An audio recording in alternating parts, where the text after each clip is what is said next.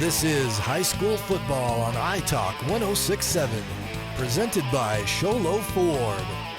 Produced by White Mountain Youth Productions in cooperation with iTalk 106.7 Radio. High school football is also brought to you in part by Northland Pioneer College, Ace Hardware of the White Mountains, Sunrise Park Resort, Honda Outdoor Ski and Sports Store, Beamer's Glass, Beeler Orthodontics, Summit Regional Medical Center, Octopus Car Wash, Native Grill and Wings, and Mountain Mobile Auto Glass. And now, Show Low Ford presents high school football.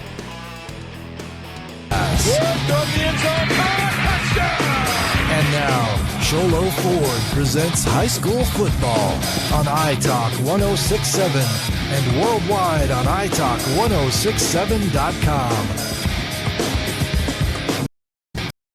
Well, good evening, everyone, and welcome to Snowflake High School. The Lobos are hosting the Jackets tonight. This is for the 3A East Region Championship. And we'd like to welcome you out to the game tonight. We're, as usual, getting set to do this on the fly. We'll see if we can't turn down some audio for our crew and see if that works for you, Isaiah. Camden Smith, Mike Side with Punt Cooley. We're set for high school football presented by Show Low Ford. And Ron Everingham had a chance to talk to Coach Solomon earlier. Tonight, let's go to that interview now. Here's Coach Solomon with Ron Everingham. Please remember that the two teams competing here tonight are members of the Arizona Interscholastic.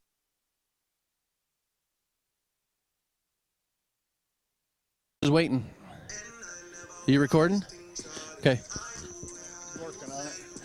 Ron Everingham here with Coach Solomon. Coach, looking forward to an amazing game tonight. What are some things that you guys worked on this week or looking forward into this game? Big game with the conference championship on the line. It'll probably be easier to name all the things we didn't work on after last week's game in Show Low, and we worked hard. We never got off track in that game. We were struggling from the start. The wind played a big factor in that first series and that first quarter and helped them out to an early lead. Cholo's a fast start team anyway, but anyway, we've gotten busy and worked on just getting better. We've got to come out and play and perform better. We feel like we're a better team than what we showed last week, but until we prove it on the field, we don't know that for sure. So. Now, you've been coaching for a while, so having a team that's coming off kind of a lull week, is it more mental, physical, rest? I mean, what kind of things what's been your focus this week in practice? Has it been mental or physical or, having that kind of a lull in the week? What is it? It's been a lot of focus on both the mental and the physical. We mixed it up a lot this week, really tried to use our scout team kids to our biggest advantage. It's hard to get a good look with scout teams sometimes in a small school like we have, but you work with them and you get them better and try to get a look at what you're going to see on the field on Friday night as best you can.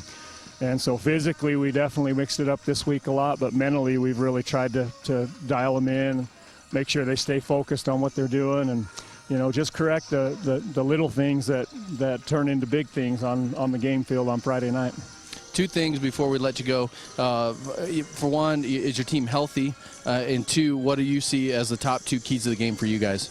Yeah, we're healthy. We came out without, in fact, we're more healthy than we were last week. We had a few kids play that have been dinged up with ankles and just little things, but still missing Luke Patterson. We'd sure love to get him back. He's getting closer, but that's going to be another decision next week if we are playing. The second keys to the game. Keys to the game. We've got to establish an identity on the field. We got to get out. We have to play physical. We need to run the football. I've always been a coach I'm more comfortable with my teams moving the ball on the ground. Then we'll take our shots through the air. And that's what we've got to try to do. That's going to be a tall order. Blue Ridge is a stout defensive front. They play their 3-4 and they play it well. But we've worked on that, and that's going to be our focus for the game. Okay, Coach. Looking forward to a great game. Good luck tonight. Good luck to you. Back to you, guys. We welcome back our radio audience. Just enjoyed a great rendition from the Snowflake Madrigals. And performing our national anthem, and We're going to go ahead and go to another interview here tonight. Ron Everingham was able to catch up with head coach Bob London earlier in this one. Unfortunately, we lost part of this interview, but we'll play the part that we have for you. Let's go to that interview now. Okay. Ron Everingham here with Coach London. Coach, big game tonight for the boys and for the program. How are the boys feeling? What are some things that you worked on this week?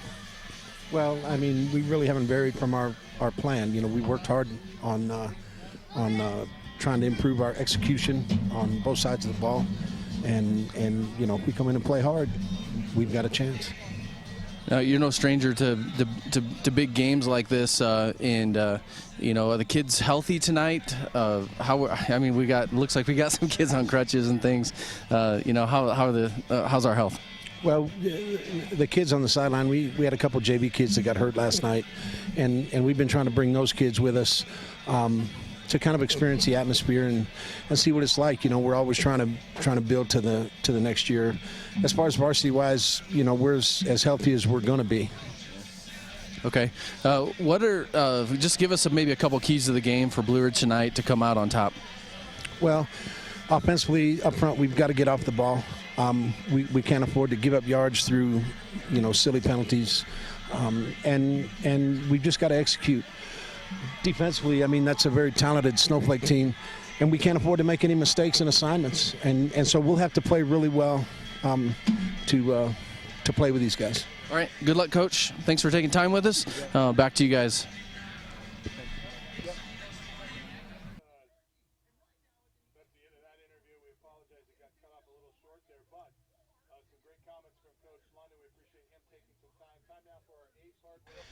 Brought to you by the Ace Hardware of the White Mountains, now with a 24/7 locksmith. Next time you're locked out of your car, just need a key made for your home. You can contact their mobile unit. Their mobile unit will come to you. That's the Ace Hardware in Pine Top, Show Low, and Heber Overguard. And as we look at the Yellowjackets tonight, one guy we got to talk about is P.J. London, punt. Well, yeah, the freshman quarterback, you know, he's been starting most of the games early in the season. He comes in tonight, 39 of 96, 737 yards. But, of course, Blue Ridge not known for their passing game.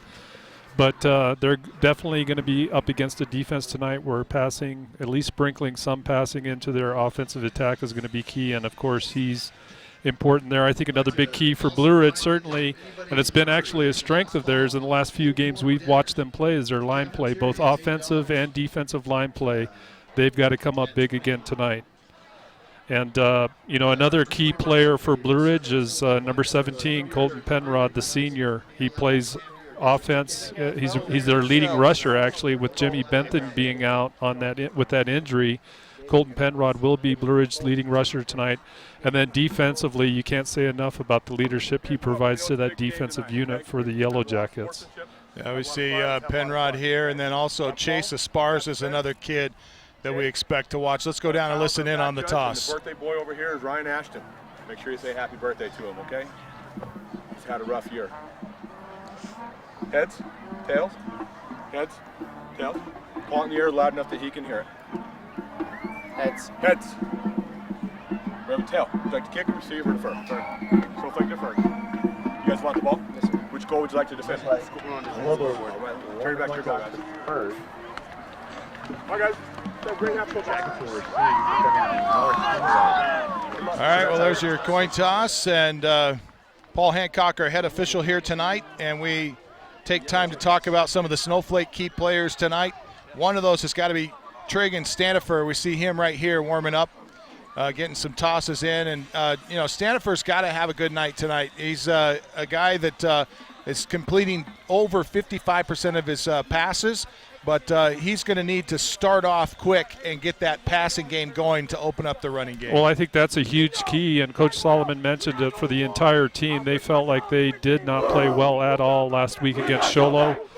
He wants the whole team to come off to a good start, but certainly Tragan Standifer has a big part of that, leading that offense. As you say, his pretty good completion percentage. He's over 1,000 yards of passing coming into tonight's football game, so he certainly will be key. Another big player, of course, is his his favorite target, Tegan Flake. He's the leading receiver with 319 yards, three touchdowns coming into tonight's football game. And then when you look at the running game and defense, another big key player, actually a couple of them, but David Brimhall is their leading rusher for the Lobos. He comes in with over 400 yards and 6 touchdowns. And his defensive mate, David Brimhall, and Jace Merrill, number 19, both leading the team in tackles. So the combined effort of those two guys at their linebacker position, along with some, Coach Solomon's also looking for some good line play tonight as well from his guys. So those are certainly going to be the keys for the Lobos. Well, we want to mention tonight's pregame meal was provided by Snowflake Smokehouse Barbecue here in Snowflake, and I got to tell you, it was outstanding. And Ron Everingham caught up with him.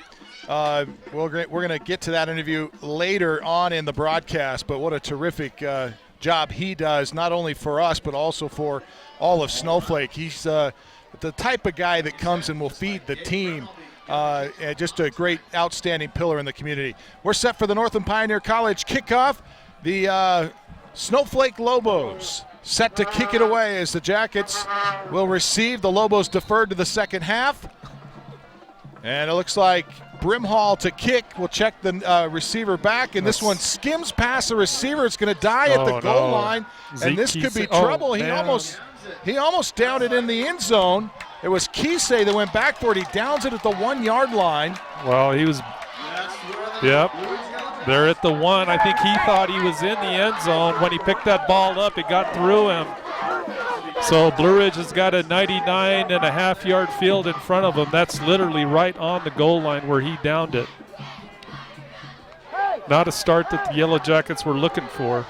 Well, that is exactly what the Lobos wanted, as they pin the Yellowjackets back deep in their own territory from the 1. P.J. London brings his troops up. They go with the tight set here. The official marks the ball, and we are set for play here. Going to hand it off to Henderson. Henderson trying to pick his way around traffic. And it's going to be a gain of about 4 yards as we try to figure out our roster here. I have Sam Rulin on the tackle from the outside linebacker position for the Lobos, but nice gain by Blue Ridge on that first play from scrimmage, just to give him some breathing room. Not necessarily playoff atmosphere here tonight as the Jackets go around the right edge with a lot of room to the 15, to the 20, out to the 40-yard line, 50. This is Henderson. He'll be knocked out of bounds at the 40. Call it the, inside the 40. They're going to mark him. No, at the 42.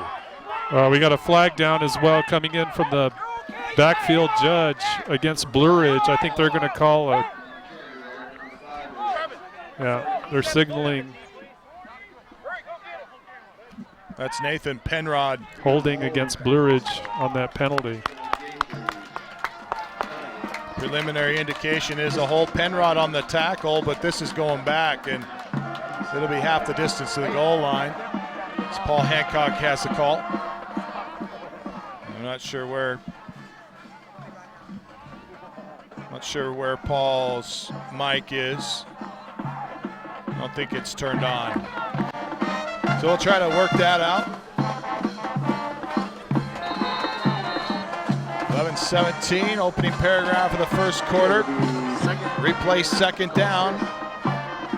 And on 2nd and 6, they give it to Esparza. Esparza is going to carry out to the 10 and close to a Mountain Mobile Auto Glass first down. Jake Christensen for the Lobos coming up from his safety position along with one of the linebackers on the outside to make that tackle. But again, a nice run there for Blue Ridge to gain a few yards.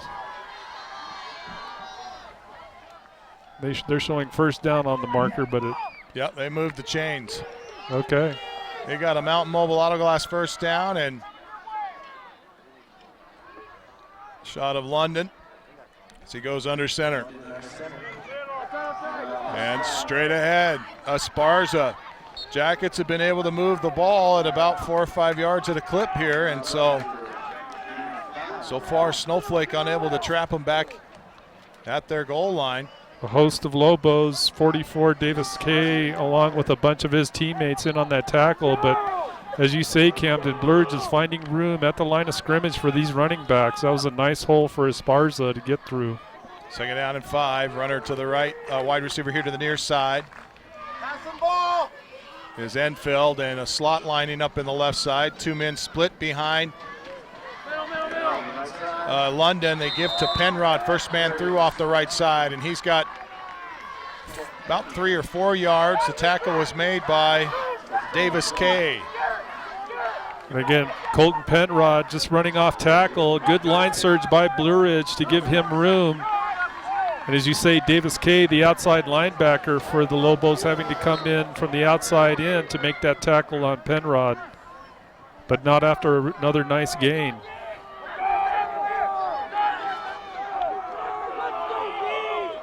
Penrod in the fullback position. Esparza dots the I, and they give to Penrod, and Penrod bangs his way ahead. So a couple of Mountain Mobile Auto Glass first downs. And another nice run by Penrod, just following his lineman. Good line surge at the point of attack, and Jace Merrill coming over puts a good hit on Penrod, but not after he gains about 5 yards. The Snowflake crowd has finally come alive after the Snowflake cheerleaders threw some footballs up here. They've been sitting on their hands for the first part of this game. 2nd down and 5. Quick throw here to the near side. It is caught by Baker. Baker hit hard at the 34-yard line.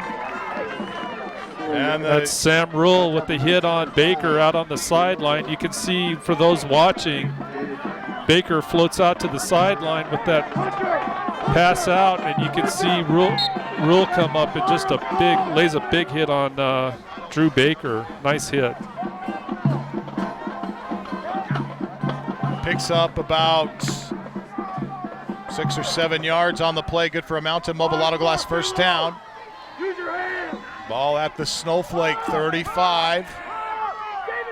London with a slot to the right side. Hands it off right side, and it is Esparza with not much there this time. Big hit. That's Merrill sliding over from his linebacker position, just following Esparza down the line of scrimmage, and puts a big hit on him as soon as he reaches the outside. Great play by Merrill. Gain of 2 to be 2nd and 8. 19 yards on the night so far for Chase Esparza. I want to say thank you to Bill London, our spotter and statistician. If we get anything wrong, it'll be his fault tonight. Slot to the left side. I tandem in the backfield behind P.J. London on 2nd down and 8. And the ball's loose. Looks like Snowflake may have fallen on it. And they have. That's number 66 on the ball, Justin White. There's a bunch of other Lobos. That's just a horrible exchange between the quarterback, London, and the running back. It dropped right between them. And Snowflake wasting no time, jumping right on it. You can see there, just a horrible exchange. I'm not sure he knew he was going to get the ball. Almost looks like he thought the ball was going to go to somebody else.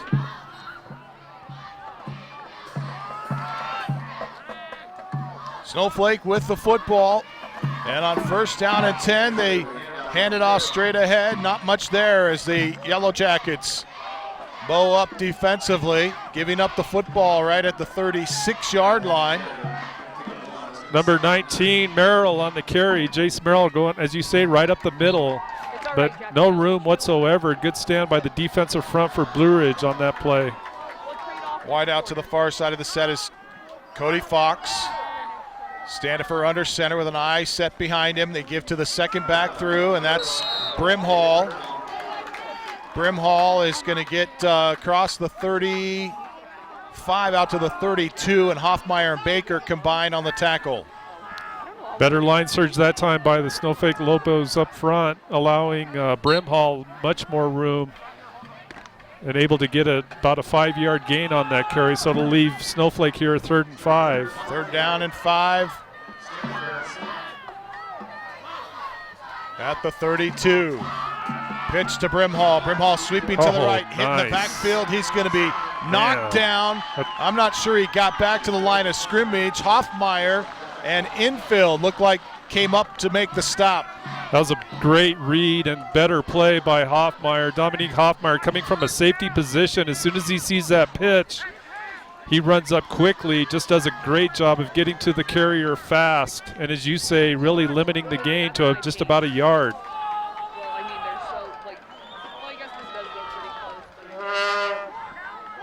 Fourth down, and the Lobos going to go for it.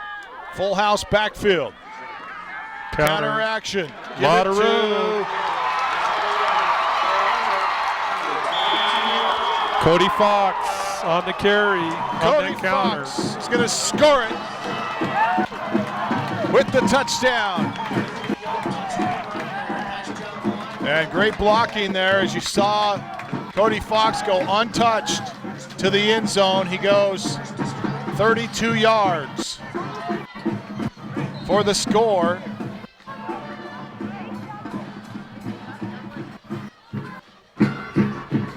So 5 minutes and 55, or call it 5:50 left to play here in the first quarter. Snowflake draws first blood. Looks like Snowflake going to go for two here. Yep, they got their offense on the field. No, they've got a kicker out it's there. Brimhall. Brimhall set to kick the point after try. And a hard snap count. Looked like they may have drawn Blue Ridge off sides. Now I think Snowflake, I think that's an intended play to try to get Blue Ridge to jump, and now they will go for two. They're going to load that right side, does Snowflake.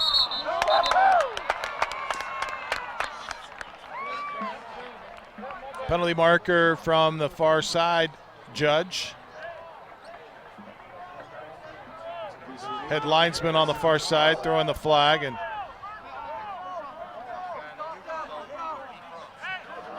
they're going to call Blue Ridge again, offside.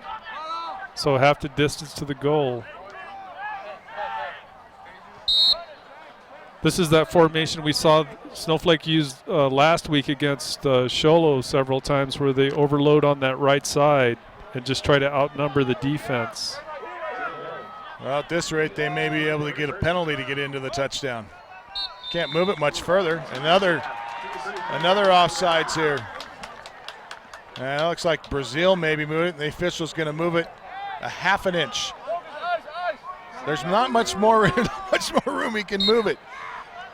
I don't know if I'm Blue Ridge, I might just jump offside a couple times. They give it to Brimhall. Brimhall on the direct snap. He's going to go in. Goes right side and scores it for the Lobos.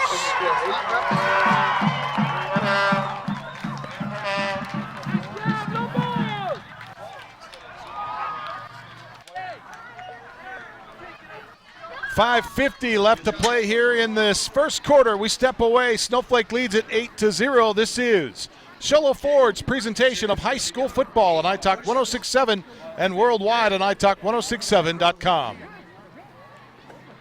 right, you're clear for 30.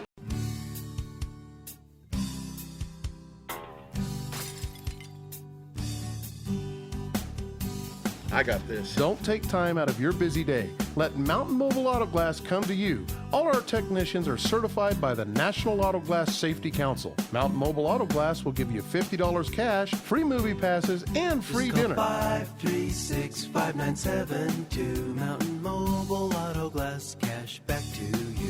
He's good. Now he switched it. Welcome back to Snowflake High School. Kisei's gonna pick it up. And he gets hit hard down the near sideline. Brimhall on the tackle. Well, that's how you send a message. Hey, buddy. Well, Coach Solomon at the top of the game wanted his guys to come out fast and strong and play a physical game, and right there was a good sign of the attitude that Snowflake's bringing into this football game tonight. Oh, I didn't touch it. Is it on now? It's on. Now it's off. We apologize. We're trying to get our officials mic'd up. Esparza and Penrod split in the backfield behind London. Hand to Esparza. Esparza out to the 30-yard line. We'll go back to that at the top of the broadcast punt that Coach Solomon talking about the physicality of his team, wanting to rebound from last week, and they seem like they're bringing it now. Well, they're definitely fired up, are the Lobos. Jace Merrill, and along with Sam Rule and some other players for the Lobo defense on that last tackle, and there's multiple blue shirts now on every tackle for the Lobos. Completely different attitude tonight in the Lobos from what we saw last week. Esparza and Penrod in the I formation. They give to Penrod. Penrod out to the 35-yard line, call it the 37. And the tackle is made. Jordan Patton, Jace Reedhead in on the tackle along with a couple of other Lobos. But a nice run by Penrod to get the yards he could, and he's going to leave Blue Ridge with about a 3rd and 2 here. 4.5 left to play first quarter. Snowflake on top, 8-0. Blue Ridge facing a 3rd down and 2, and this one's a critical one for them. They've just been banged in the mouth. Let's see how they respond. Slot to the left side, wide receiver to the near side. Now they're going to shift 2 players over here to the right side. Tight end lines up with the slot on the right side, and we get a penalty marker and a delay of game call is coming up here. That ball. Delay of game, number 14 on the offense. 5-yard penalty.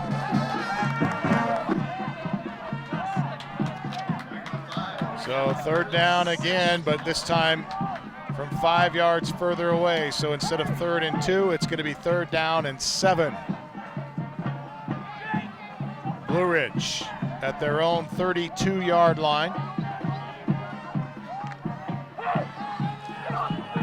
Wide receiver to the far side of the set is Baker. Single receiver to the near side. I believe it's Entrican or Enfield. Oh, that ball was tipped. And London trying to get the pass off. It's tipped at the line of scrimmage. It looked like Wood maybe got a hand on it. We'll check the replay for you here. And there it is. Yeah, Wood batting that Wood one on down. his defensive end position. He's a tall kid to begin with, and then when he leaps like that, that's tough to get a pass through. So a great stand by the Lobo defense. It'll leave Blue Ridge 4th here. They'll drop into punt formation. Now we may have a storyline here as we talk about that 3rd down. Right there is the Yellowjackets unsuccessful in converting, and Paul Hancock is counting the Yellowjacket players right now. Illegal substitution on the kicking team. They have 12 men lined up in the formation. It's a 5-yard penalty. Replay 4th down. So that's going to mark them back 5 more yards, and the Jackets not quite executing like Coach London would like here in the opening stanza of this game. Go back 1 step, right there. Hey, catch it. Jackets in punt formation. And a high end over end punt by Howlett goes out of bounds. And the Snowflake Lobos elect to not return this one, and they allow it to go out of bounds at the Snowflake 34, called the 33-yard line. Well, on Snowflake's first possession, they do score after getting that turnover, the fumble recovery in Blue Ridge territory. Now on the second possession, not bad starting field position to start their drive here at their own 33. Well, an outstanding start to the game for Snowflake. They've been able to keep the field short for themselves. They lead it 8-0, and they have the football, but they're going to be called for a procedure call here. Dead ball. False start. Number 50 to the offense. That was a lineman. But you can hear the referee, the lineman, jumping that time for Snowflake after they set Brimhall in motion for that pitch to the right side. 8-0 Snowflake. Ball marked back inside the 30 at the 28. 1st and 15. Standifer under center. No, excuse me, he's in the gun. Two-man split with him back there. They pitch it to Brimhall, who went in motion towards the right side, and he gets back close to the original line of scrimmage, picks up 4 yards on the carry, and it brings up 2nd down and 11. Well, with that quick pitch outside, they're trying to beat the defense of Blue Ridge, of course, to the outside, but Chase Esparza, number 48, down on the bottom of that tackle, doing a great job of setting the edge and having Brimhall turn upfield and getting low on the tackle. Standifer in the gun again. Give to Brimhall. Brimhall looking for room off the right side. Brazil's the first Yellow Jacket there. And a gain of, call it 5 or 6 here as it gets across the 35 to the 36. Brimhall on that carry, just really relying on line surge. But Blue Ridge defense trying to do a good job of holding up. As you say, Brazil along with Henderson and Esparza also in on the tackle for the Yellow Jackets.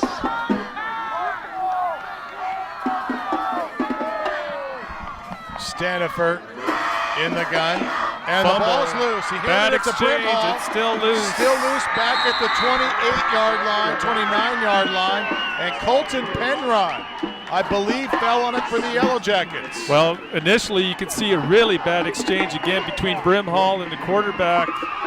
And there goes Colton Penrod. Just a great job of seeing the ball and going quickly to gather it up. So little bit of payback here by the Yellow Jackets. Their turn to get the fumble recovery deep in Lobo territory. Looked like that Brimhall did not know that ball was supposed to go to him, as he didn't even attempt to wrap up on it. And it's a Penrod. Penrod looked like that straight ball ahead. And came loose again. And Snowflake says they have the football, and they do. Oh, brother. Yeah, that ball came loose. It looked like right at the line of scrimmage. I couldn't tell if somebody hit him. But Sam Rule is the guy that jumped on it to recover the fumble for the Lobos. So a couple of quick fumbles. One by Snowflake, and then on the very next offensive play by Blue Ridge, Snowflake able to get it back. Well, what a turn of events. As the Lobos still leading 8-0, play action. They throw, and it's intercepted. Infield at the call it the 46. And he's going to bring it back to the 35-yard line, but a penalty marker thrown back at the catch by Enfield. Well, they're throwing both flags right where Corey Enfield was, and I'm not sure if they're going to call it defensive interference on Enfield. But there was definitely contact between the receiver and, yep. Lobos are going to get this one back, and they're going to be pretty happy about it. On the defense, number 6, prior to the pass being thrown. It's a 10-yard penalty from the previous spot, which will result in a first down. Minute 53 remains here in this first quarter, and Snowflake on top, 8-0. And they're going to get a Mountain Mobile Auto Glass first down after the penalty. Ball marked at the 26, call it the 27. 37, excuse me. High snap. Standifer hangs on to it and makes something out of it. Goes straight ahead and gets about 2 yards. Make it 3 yards on the play. Pretty heads-up play that time for Standifer. Definitely a smart play by him. Whatever play they had called, he was just in a situation where he had to gather up that high snap, runs right up the middle just to get as many yards as he can. Credit Brimhall there as he recognizes the situation as well and gets out in front of him and puts a block that enables him to get the positive yardage on the play. 2nd and 8 from the 38. And to Brimhall. Brimhall picks his way through traffic, has a first down. Out to midfield. He's going to be knocked down at the 49. Good for a Mountain Mobile Auto Glass first down. The tackle is made by Henderson and Kise. That's just good running by Brimhall. He does find room in the middle of the field there with good blocking and just runs right by the linebackers. Adam Henderson for Blue Ridge having to chase him from behind to make that tackle.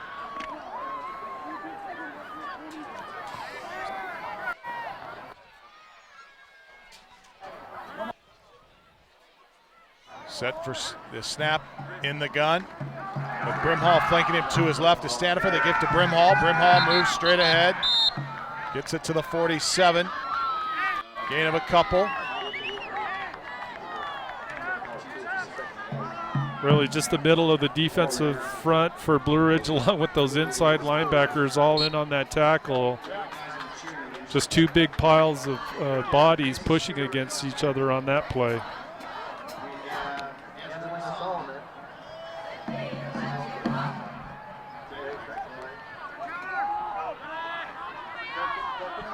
In the gun, Stanifer. Looked like he was going to pass. Now they give it to Cody Fox on the speed sweep. And Fox is going to sweep around the right side here. And you can see two lead blockers, Brimhall and Merrill both, along with some of the linemen pulling down the line of scrimmage. So just good execution again by Snowflake on that running play. That's the end of the first quarter. We'll take a break. The Snowflake Lobos lead at 8-0. This is Show Low Ford's presentation of high school football on iTalk 106.7 and worldwide on iTalk1067.com. Orthodontist Dr. Joshua Beeler has been providing family-friendly orthodontics in Show Low and the entire White Mountains since 2006. If you need braces, stop in and see the friendly folks at Beeler Orthodontics and meet their professional staff. Dr. Beeler and his team have the latest in orthodontics technology, and they work with each patient individually to custom tailor the most effective treatment plan for the best results. Beeler Orthodontics is a proud sponsor of high school sports. Beeler Orthodontics, live to smile, love your smile.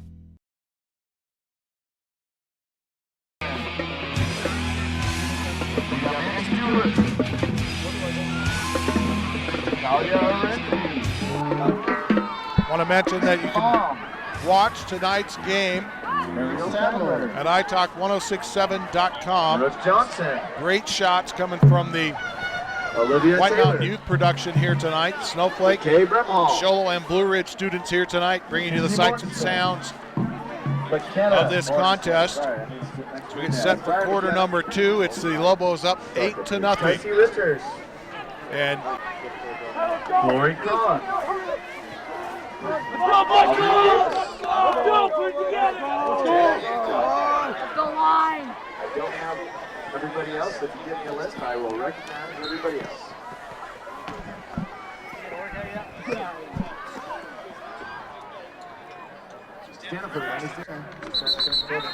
And more penalty markers. This has been perhaps... Dead ball. False start. On the offense. A 5-yard penalty. Well, and a lot of the penalties, as you were about to say, Camden, both teams suffering penalties, but most of them are either false starts or, linemen jumping. So that, on the one hand, it's a penalty, but on the other hand, you can see how both teams have practiced trying to get off the ball early this week. 3rd and 8 from the 47. Snowflake in jacket territory. Stanifer rolling left to throw. Has a man. It is caught. And good for a first down. He spun down at the 32-yard line. And the tackle's made by Flake. Flake on the reception. That's a great throw by Stanifer after he leaves, rolls out of the pocket there with pressure from Penrod. Then Zeke Kisei coming over to make the tackle on Flake. First down at 10. Wideout coming to the near side, I believe is Fox. And movement on the Snowflake line of scrimmage. Dead ball. That was number 44, the offense. 5-yard penalty. Davis K, 5'9", 145-pound senior, getting off the ball early. They set him out on the tight end position, and you could see him raise his helmet up like he was going into pass blocking coverage. So Cody Fox comes here to the near sideline again, and I set behind Stanifer, who's under center. On 1st and 15 from the 36, they give to Brimhall. From the 40. It's actually the 46 or 47-yard line, and Saldana on the tackle for the Jackets here. Brimhall carries straight ahead.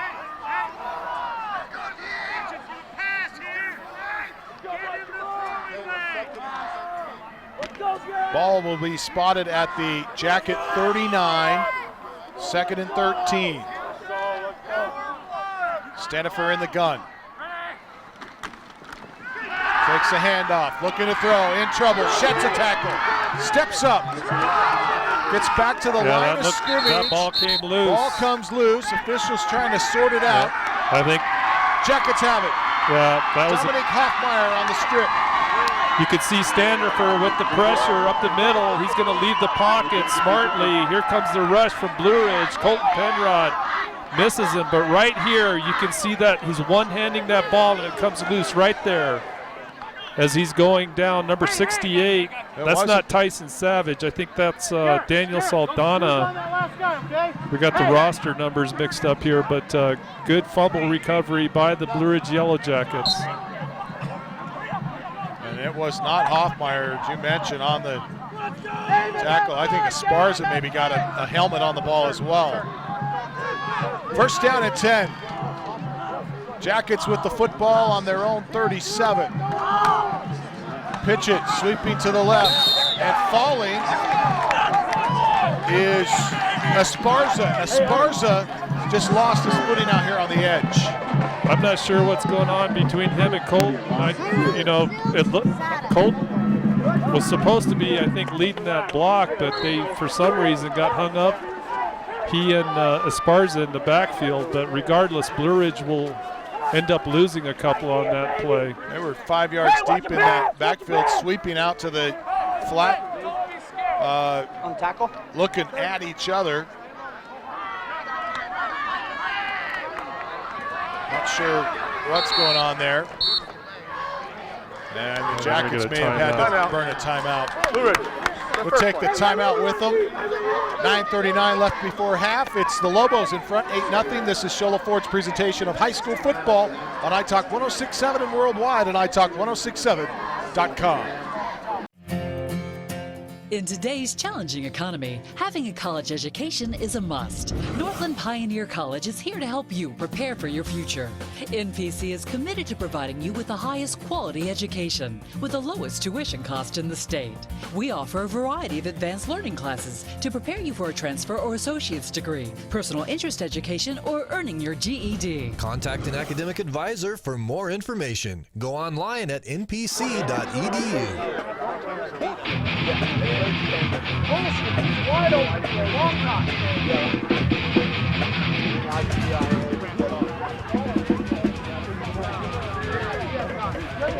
Well, we welcome you back to Snowflake High School. It's the Lobos in front, 8-0.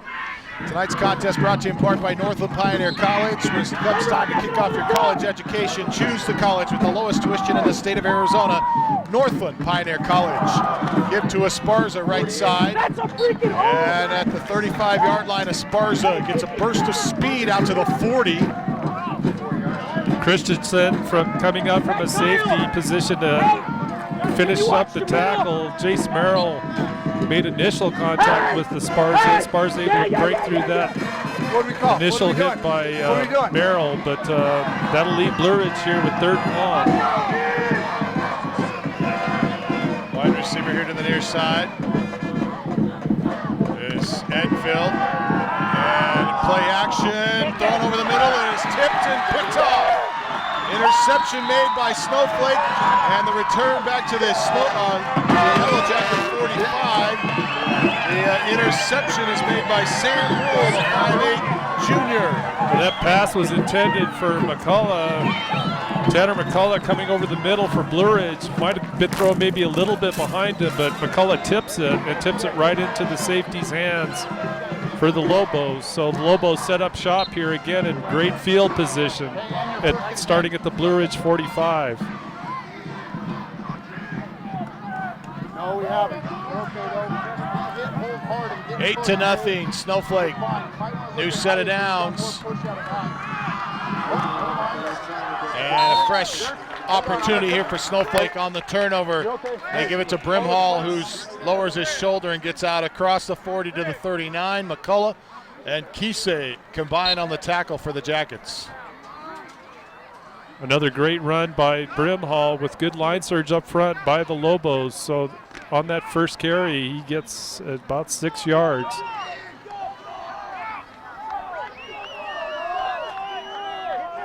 Sandifer takes the shotgun snap and hands it to Brimhall. He's hit the backfield, but he sheds 2 tackles to get positive yardage. He was stopped a yard deep and gets across the 40 out to the 37 before he's brought down. Well, it was good penetration up front by the Blue Ridge defensive front to get deep into the backfield, but as you say, credit Brimhall keeping those feet moving, able to make at least a couple out of what looked like might end up being a loss. 7:50 left to play here in this first half. 8-0 Snowflake. 3rd down and 3 from the Jacket 37. Oh, man. And half the line had the 1 snap count. False start. Everyone but the center on the offense. Great call. Replay 3rd down. Everyone but the center. Yeah, Paul Hancock got it right on that one, I think. Yeah, that's awesome. No, the left tackle and left guard were there too. They stayed down too, Paul. Come on. Give some credit to that left side of that line. That's great.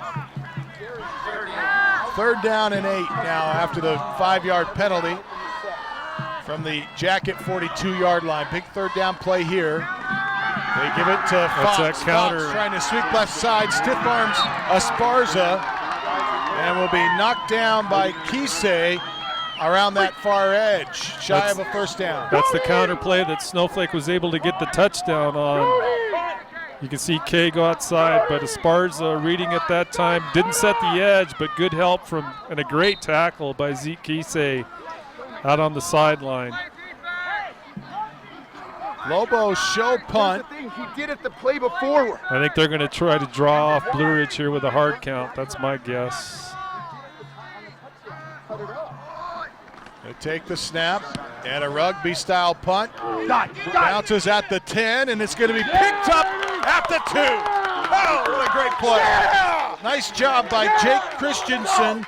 The 5'8", 150-pound junior gets down there and stops the ball at the 2-yard line. This will be the 2nd time tonight that the Jackets have had to face a start a drive outside the just outside the end zone. Well, in the game of field position, in terms of the possessions, Snowflake definitely winning the battle so far in this first half. They've certainly benefited from outstanding starting field position, whereas Blue Ridge has had to start deep in their territory on at least 3 possessions. Give it to Henderson. Henderson off tackle. Bangs his way across the 5 or out to the 5.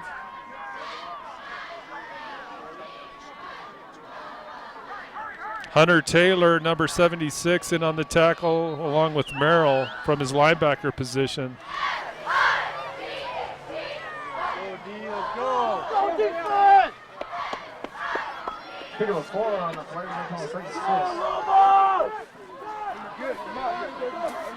And the handoff goes straight ahead out to the 10-yard line. Go the Jackets on 3rd and 6. Or on 2nd and 6, I should say. Colton Penrod on the carry again, just following that line up front, right up the middle. Nothing fancy for Blue Ridge on these first 2 carries.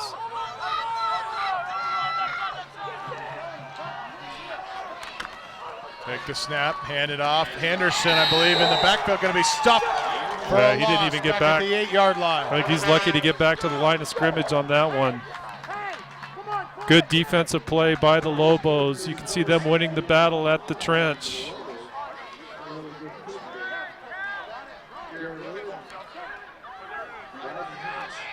Fourth down and 2 coming up here.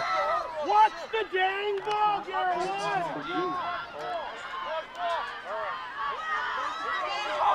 Under center is London.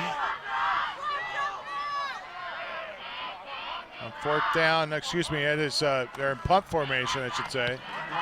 Howlett's punt, tail down spiral that'll wobble And will be fair caught by Christensen for the Lobos at the Jacket 42-yard line.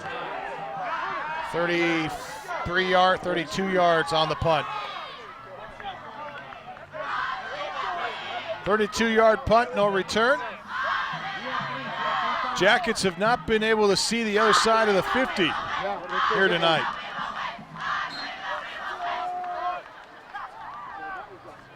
Down 8-0 here as Snowflake brings their offense out. I think this is their 5th or 6th drive here. Stanford throws down the middle and it is incomplete. Intended for Flake. Kisei was right there with him. Stanford put it a little too high.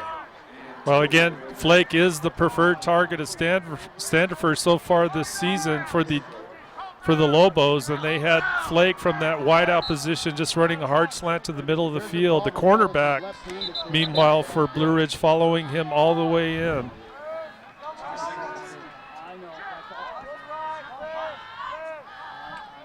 We're trying to set the ball right here.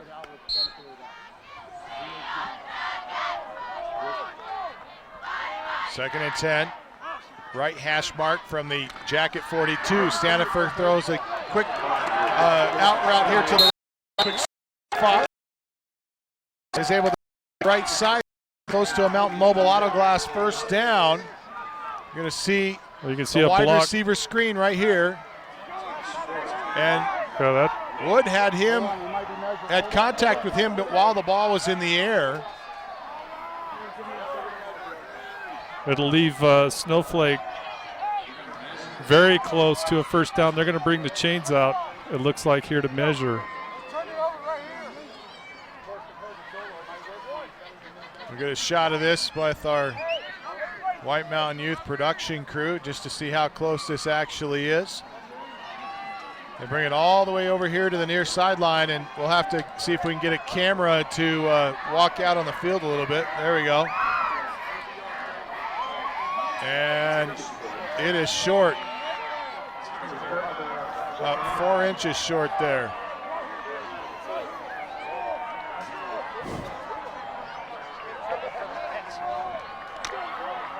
Eight nothing Snowflake. Something happened between the time Bill told me it was 4 inches and they put it down on the hash. The spot actually looks closer to 4 inches. Let's go, boys. Come on. Start down.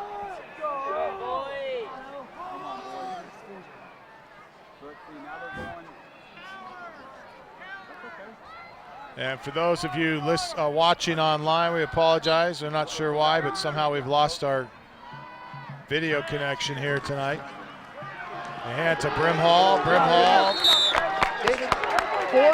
It's out across the 30-yard line. A nice hole right up the middle by that Snowflake line, opening up a big hole for Brimhall, easily getting the first down on that carry.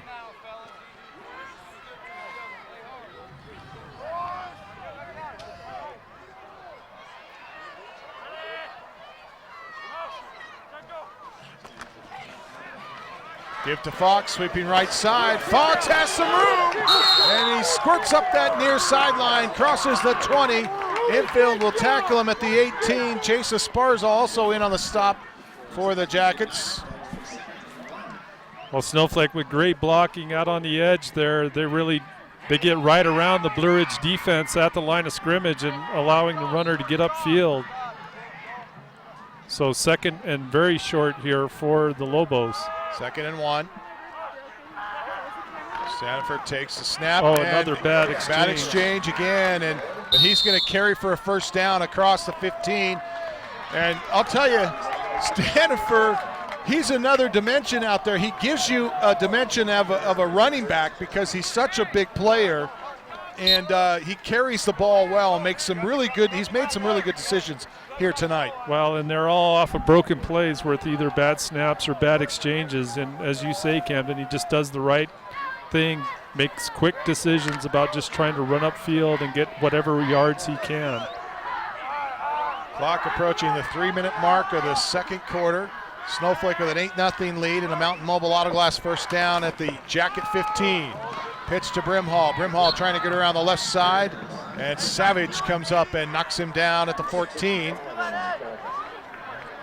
That's a high tackle by 65, Brandon Savage on Brimhall. Brimhall puts his helmet right into his chest plate, but regardless, Savage able to bring him down, and Savage will lead the field here. He might have had the wind knocked out of him on that tackle. 2.5 left to play here. Or no, he's fine. He's just getting chewed out by Coach London a little bit, that's all. Now he's probably feeling like the wind is knocked out of him. No, they call an official timeout. I'm not sure if it was, no, he's hurt. Yeah. Well, maybe, I don't know. No, I think he's fine. I don't know what the timeout was for. 2nd down and 9. Give it to Merrill. Merrill finds some room down inside the 5, close to a Mountain Mobile Autoglass first down. Adam Henderson for Blue Ridge from his linebacker position, having again to chase him down, chase Merrill down deep in the secondary of Blue Ridge. So Snowflake, you know, Coach Solomon at the top of the game said he wanted his guys to play a lot more physical in this football game tonight, and they're so far doing a great job with that. Jace Merrill, a 5'11" senior, 180-pounder. And for Merrill, he's only had 4 touchdowns here. Let's see if they go to him again. Staniford in the gun. Merrill is lined up in the fullback position here in the offset eye. Well, the referee hadn't marked it yet, or no? They didn't have an opportunity to start the clock. So this has been a weird game as far as just the flow of the game has been off tonight. The crowd's been a little silent. Not a lot of noise from the crowd tonight. Long snap count. Give it to Brimhall, looks like, and Brimhall is going to be knocked down at the 5. That's a great job by Abe Brazil, 54 for Blue Ridge. He's their nose, beats the block right at the line of scrimmage. Timeout, Blue. Lobos take a timeout with 51 seconds left to play here. We'll keep it here, punt. Talk about strategy and just how much this means. I mean, they're going to face a 4th down here, 4th and inches. If they can get an inch here, they get another set of downs inside the 5. But well, and there's just 51 seconds left here in the first half, so an important possession here for Snowflake. This first down huge, not only for obviously getting them close to putting more points up before the half, but also making sure that Blue Ridge does not get possession to finish out the half. Well, the interesting thing here is that the Jackets came out offensively and looked like they were going to move the football, but they've been plagued by turnovers and short fields, and they haven't been able to flip the field yet on Snowflake. The fortunate thing for them, they find themselves only down 8-0 at this point, but this is a big play here. 4th down and inches. At the 5, Jacket 5, they load up the right side. Direct snap to Brimhall. Take the snap, Brimhall goes right, he's hit, he has a first down inside the 5. He'll be knocked down after he gets to the 3-yard line. Penrod, one of those Jackets that snowed him under after he broke through the line of scrimmage. But a Mountain Mobile Autoglass first down, and they'll have a 1st and goal from the 3. See Brimhall shuttling the play in. And as you can see with the clock, we're now getting close to just 30 seconds left here in the football game, or in the first half, sorry.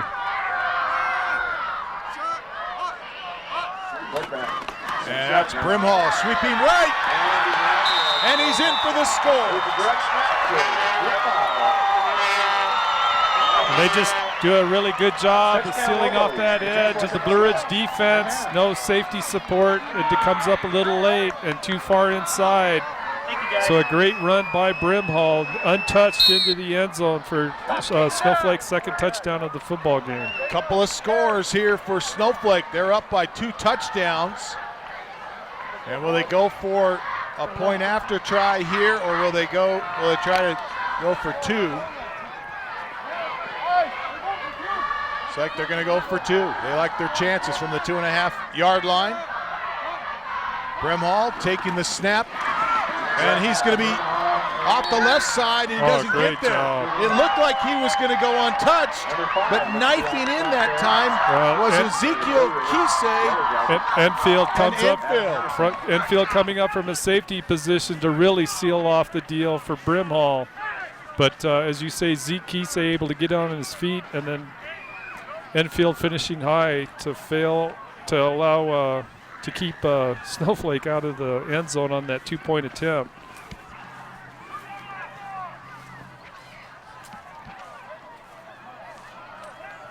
Three yards on the touchdown with 24 seconds left before half. The Jackets giving up a touchdown here with 20. That is a backbreaker in this first half if you're a Yellow Jacket fan. If you're a Snowflake fan, you got to be pretty excited about it. And I'm just surprised at how quiet this Snowflake crowd is tonight. Well, it's a big crowd. Onside kick. No, going to be a squib kick. Bounces off a Jacket player. That was a Sparza, looked like, that went down, maybe lost his footing. It bounced off his shoulder pad. We've seen him slip a couple of times so far in this football game. He needs to change his cleats at halftime. So Hoffmeyer covers it, though, for the Jackets. And a 14-0 ball game. Snowflake with the lead. 20 seconds left. See if the Jackets decide to do something with the football here. From the 31-yard line. Tight set. Full house backfield behind London. Take the snap. Fullback is Henderson, and they stack him up at the line of scrimmage. Henderson paused, trying to wait for a hole to open up, and there wasn't anything there, and he just gets knocked down. Brimhall down there on the bottom of that pile. As you say, Henderson got to the line of scrimmage fairly quickly and then paused once he got there. So that'll be the finish of the first half. That's going to wrap up the first half. Snowflake leading it 14-0. We'll see if Ron Everingham can catch a coach on the way out. As we get set for our Sunrise Park Resort halftime show. Don't forget, discount tickets available up at Sunrise. You can get a season pass, all discounted at Sunrise. Go to sunriseskipark.com. Let's check in with Ron Everingham. Ron? Yeah, down here on the field with Coach Solomon. Coach, what'd you see that you liked out of your boys' first half? Our boys came out to play. You know, we know we're better than what we showed last week, and that was our goal, is to come out and show that. You know, win, lose, or draw, we just want to play a good football game, and we are. We're proud of what they're doing right now. And what are you going to talk to the boys about at half to do to come out second half? Got to keep grinding too. They can't let down. They can't get complacent. They got to keep working hard. You know, we want to keep putting points on the board, and defense just has to keep stuffing the run and playing good football. Awesome. Good luck. Thanks. Back to you guys. Thank you, Ron. Coach Solomon there. Great sport to allow us to interview him just before halftime. Sunrise Park Resort, season passes at discount prices. Last chance to get them. Go to sunriseskipark.com. That's sunriseskipark.com. We'll step away. This is Show Low Ford's presentation of high school football on iTalk 106.7 and worldwide on iTalk1067.com.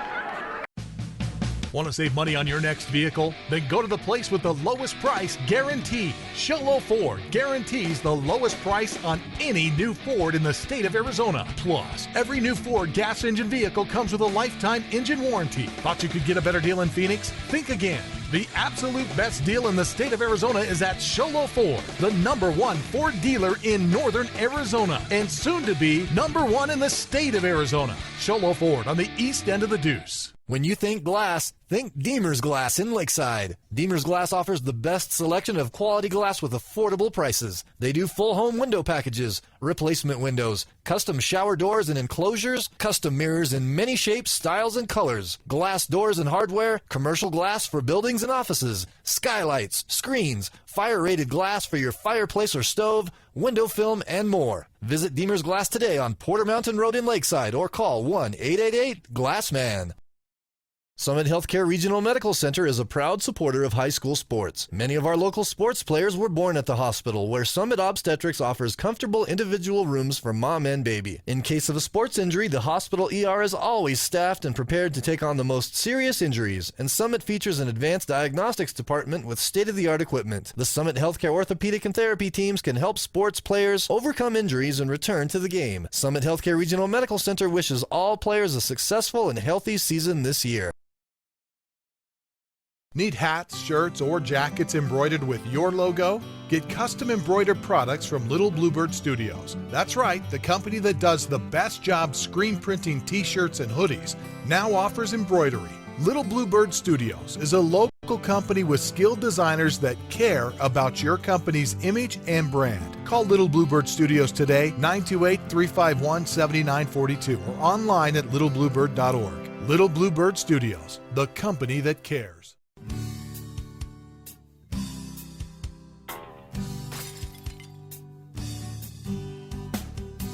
I got this. Don't take time out of your busy day. Let Mountain Mobile Auto Glass come to you. All our technicians are certified by the National Auto Glass Safety Council. Mountain Mobile Auto Glass will give you $50 cash, free movie passes, and free dinner. 536-5972. Mountain Mobile Auto Glass, cash back to you.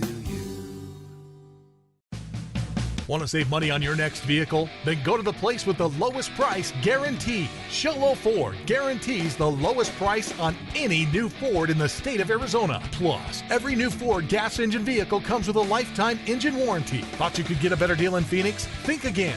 The absolute best deal in the state of Arizona is at Show Low Ford, the #1 Ford dealer in northern Arizona, and soon to be #1 in the state of Arizona. Show Low Ford on the east end of the Deuce.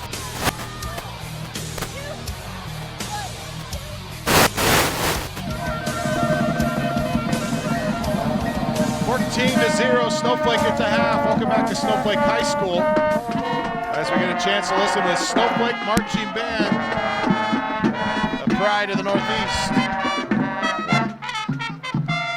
Welcome to the Sunrise Park Resort halftime show, brought to you by Sunrise. Now offering discount season passes at the Sunrise Park Resort. Excellent opportunity for you to get a huge discount on your season pass at Sunrise. Go to sunriseskipark.com for details at sunriseskipark.com. And I want to mention that this first half has been brought to you in part by Northland Pioneer College. When it comes time to kick off your college education, choose the college with the lowest tuition in the state of Arizona. It's also been brought to you in part by Summit Regional Medical Center. They've got everything your athlete needs to get back into the game. Summit Regional Medical Center. And bring us up to date, Punt. How did we get here at a 14-0 lead for Snowflake here at intermission? Okay, well, on the opening kickoff, Blue Ridge knees goes down. I think the receiver thought he was in the end zone, but he actually knees that opening kickoff down on the 1. And Blue Ridge, though, starts that first possession with a really strong running game, getting them out to at least with a lot of breathing room. But then that initial possession shut down on a fumble, bad exchange between the quarterback and the running back. Snowflake picking up the turnover, getting that fumble recovery, and then mounting on their first possession, getting their first score on a 32-yard touchdown run by Cody Fox with 5:50 left in the first, and then Snowflake converting on the 2-point run after the touchdown to bring the score to 8-0. And then in the second quarter, late in the second quarter on the last possession, Snowflake going in, Brimhall on a 3-yard touchdown run with just 24 seconds left in the second quarter. The point after they tried the run again, that failed, so that leaves us with our score here at halftime, 14-0. Well, I'll tell you, Punt, if you're a Snowflake fan, you're pretty happy with that right now.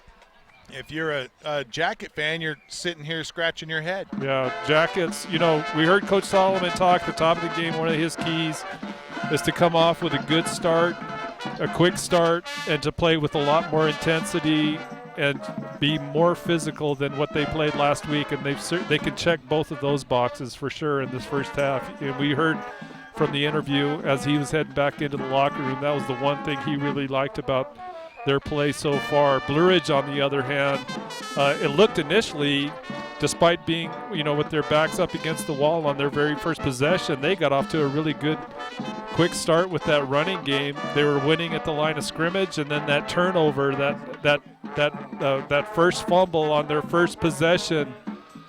Ever since then, that Blue Ridge offense just has not really been able to gather any steam. And you got to credit the Snowflake defense as well, because they're playing very, very physical. We've seen some really good hits so far in this game early. So, Blue Ridge, surprisingly, just really not having the energy like we've seen them in the last few games we've covered with them. Well, it's interesting because Blue Ridge probably looked at that Show Low game and said, hey, Snowflake doesn't have much. Show Low really handled Snowflake last week, and we were able to beat Show Low. So I wonder if they came into this game a little overconfident. Could be. You never know. Coach London usually is pretty good about warning players not to mentally get into that space. But whatever the reason, you can definitely tell the edge, at least momentum and just energy-wise so far in this football game belongs to Snowflake. Well, we'll step away, back with more of our Sunrise Park Resort halftime show when we return. Snowflake at intermission, 14-0 up over the Yellowjackets. This is Show Low Ford's presentation of high school football on iTalk 106.7 and iTalk1067.com. Orthodontist Dr. Joshua Beeler has been providing family-friendly orthodontics in Show Low and the entire White Mountains since 2006. If you need braces, stop in and see the friendly folks at Beeler Orthodontics and meet their professional staff. Dr. Beeler and his team have the latest in orthodontics technology, and they work with each patient individually to custom tailor the most effective treatment plan for the best results. Beeler Orthodontics is a proud sponsor of high school sports. Beeler Orthodontics, live to smile, love your smile. 1067.com right here down on the field with Kendall Bryant. Kendall Bryant with Snowflake Smokehouse Barbecue. Some amazing barbecue. Thank you so much for bringing some out tonight. I think I still have some on my face. We were just eating it. And I got to admit, I had 1.5 because I had an open face one. And so really good stuff. Tell us where you're located here in Snowflake and just some of the uniqueness, because I knew there was something special in that meat. So how did you cook it and things like that? We're located inside Ed's IGA supermarket, and we have our own dry rub. We make our own sauce, and we cook it fresh every day, man. I pulled up today at 2:30 this morning and got fired up and put the meat on about 3:30 or so. And I was done trimming the briskets and the porks, and I got them on, and we cooked them and pulled them at 11 and ready to serve, man. Now, being a part of our small White Mountain communities, no doubt you're a Snowflake Lobo and you support the community. What are some things that your company does? I'm sure when we eat at your place, we can feel like we're supporting the community. And so what are some things that your restaurant does here for the Lobos? Well, we fed the Lobos the first night of their scrimmage. I think it was Tuba City, but we fed them a full meal, all 50 players and coaches. We do our best to try to be involved in all sports and stuff. We fed the soccer team, and the volleyball team, which just won last night. A huge game, Ramage was pretty cool. He after they won the tournament up there on the reservation, I felt like it was necessary to try to do something for him. So I hit him up with a text and just said, hey man, bring your girls down and let me feed them on game day or whatever. So they brought all 15 girls down, man. We fed them, the best we could. We try to do something so it's somewhat healthy for the kids to play, because I believe that if you're playing on good food, good nutrition, that you can play better. And so we try to do our best with that and kind of help the teams out that way. Well, I want to say thanks for all that you do for Snowflake Lobos, it sounds like. But mostly I just care that you brought us food tonight. So thank you for that food. It was really good. And so we want to recommend your place. That's Snowflake Smokehouse Barbecue right here in town in Snowflake. Go check it out if you get a chance. Support small town businesses and also Snowflake Lobos here. So thank you so much, and have fun at the game tonight. All right. This is Ron Abraham for iTalk 106.7.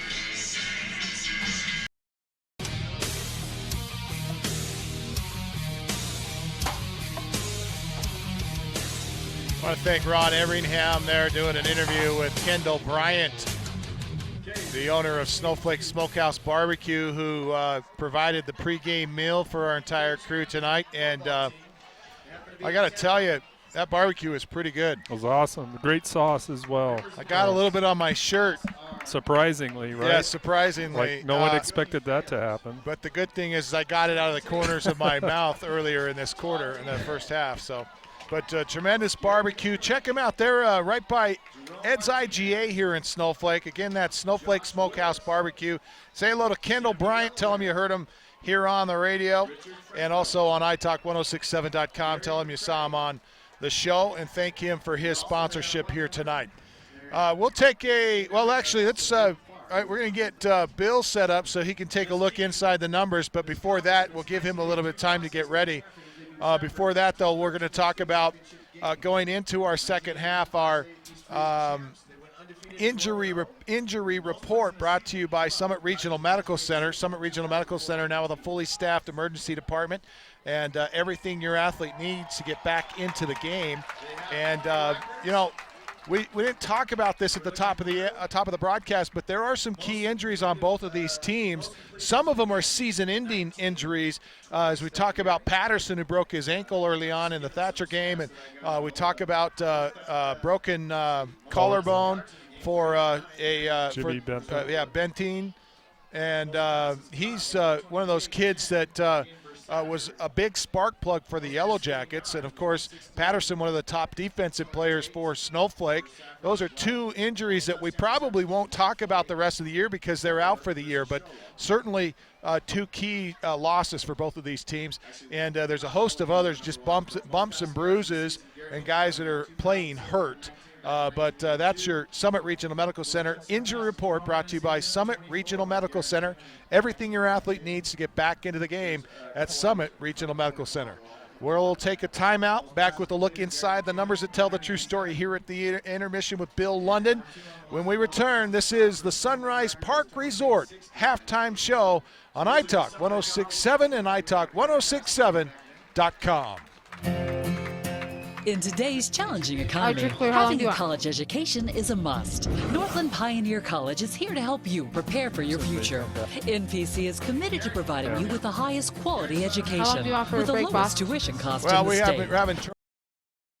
When you think glass, think Deemers. We're having trouble with our Summit Healthcare Regional Medical Center is a proud supporter of high school sports. Many of our local sports players were born at the hospital, where Summit Obstetrics offers comfortable individual rooms for mom and baby. In case of a sports injury, the hospital ER is always staffed and prepared to take on the most serious injuries. And Summit features an advanced diagnostics department with state-of-the-art equipment. Denise Westover, longtime supporter of this White Mountain Youth production team. She was the media director here at Snowflake High School and did a great job of teaching a lot of the kids here that are bringing you the sights and sounds of tonight's contest.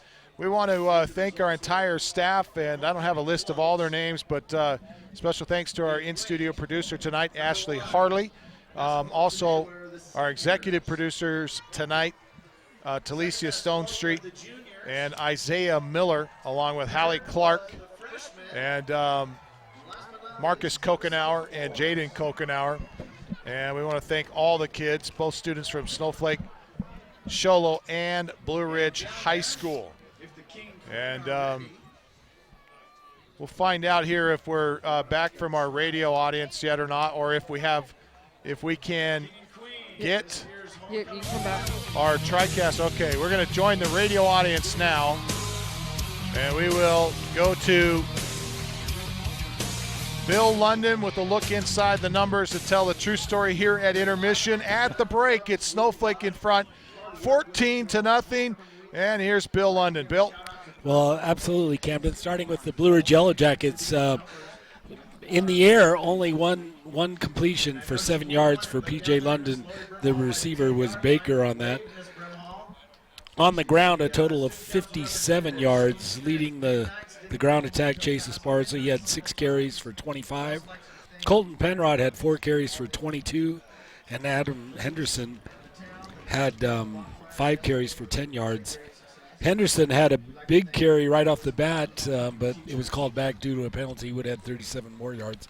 For the Snowflake Lobos, 17 yards in the air for Standiford. Receiving, Flake, he had a reception for 8 yards. Fox had one for 9 yards, and that sums it up, only 3 attempts. But on the ground, it's really been the workhorse, David Merrill, with 14 carries, 51 yards. David Brimhall, with 51 yards. Jace Merrill, 2 carries for 10 yards. Cody Fox, he also had 4 carries for 50 yards, but he had that opening score, 33-yard run, and then Standiford as well. He's had 2 carries for 7 yards. That'll wrap up our Sunrise Park Resort halftime show.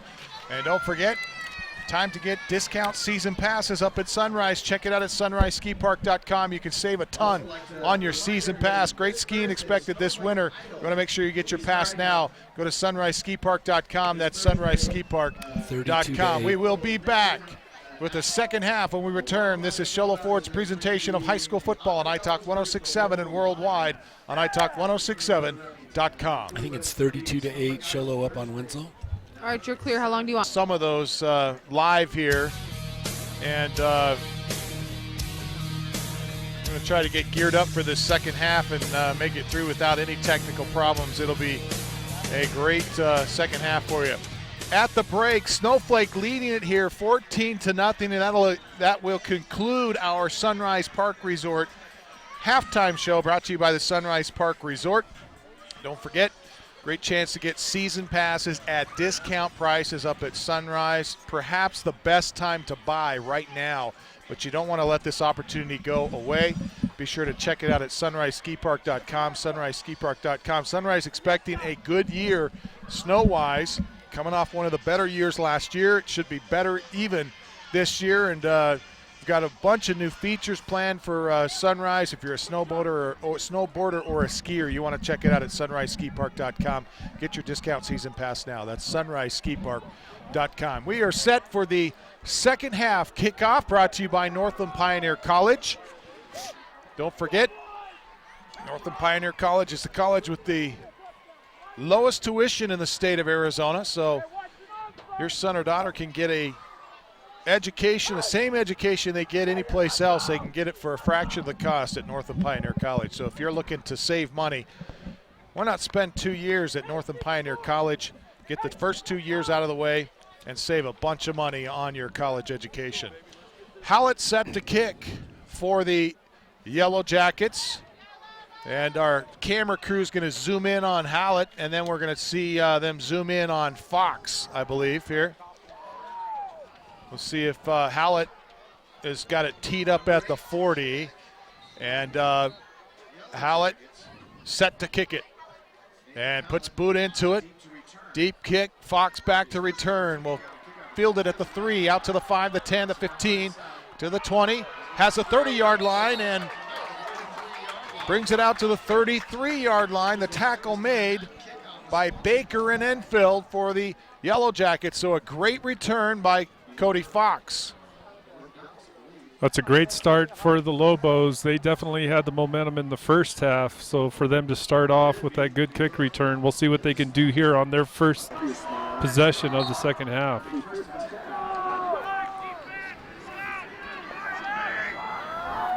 $14-0. Snowflake with the lead and the football to start the second half. Man in motion is Fox. They hand to Brimhall. Jackets are there to meet him in the backfield. Esparza and Penrod combine on the tackle. Actually, that's 54 in on the tackle. Brazil He's the nose tackle for Blue Ridge, does a great job of beating whatever block he had at the line of scrimmage. He's deep in the backfield to make that initial contact.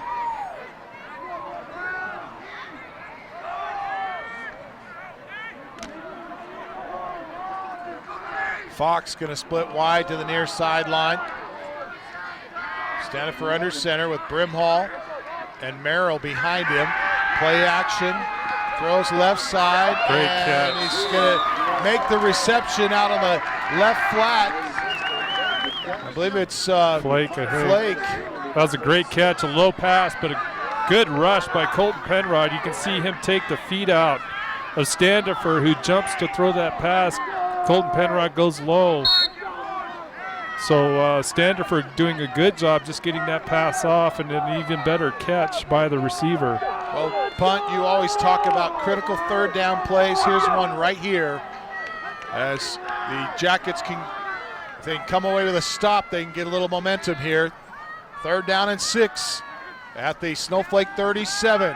There's that counter play. Give it to Fox on the counter. And Fox is close to a Mountain Mobile Auto Glass first down. This may be a measurement here. Nope, they say it's short. Put 4 on the box, and Snowflake's got to make a decision. They're going to they're bringing some players in. I'm not sure if this means they're going to drop into punt formation. The Lobos, they got to get going here.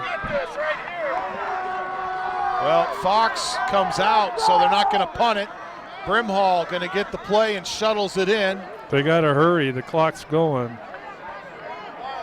And if they get a delay a game, this makes the decision gets a little bit easier, Yeah, and they have to call a timeout. Yeah, they're going to have to call a timeout. They'll take it with them. Snowflake. 9:43 left to play. Opening paragraph of the 3rd quarter. Snowflake leading 14-0. This is Show Low Ford's presentation of high school football on iTalk 106.7 and iTalk 106.7.com.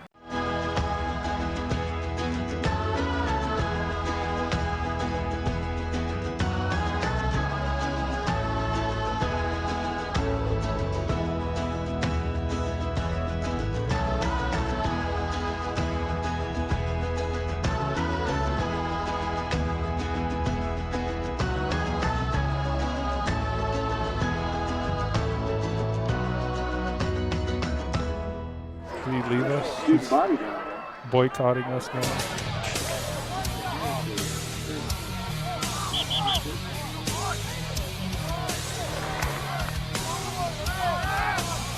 Welcome you back.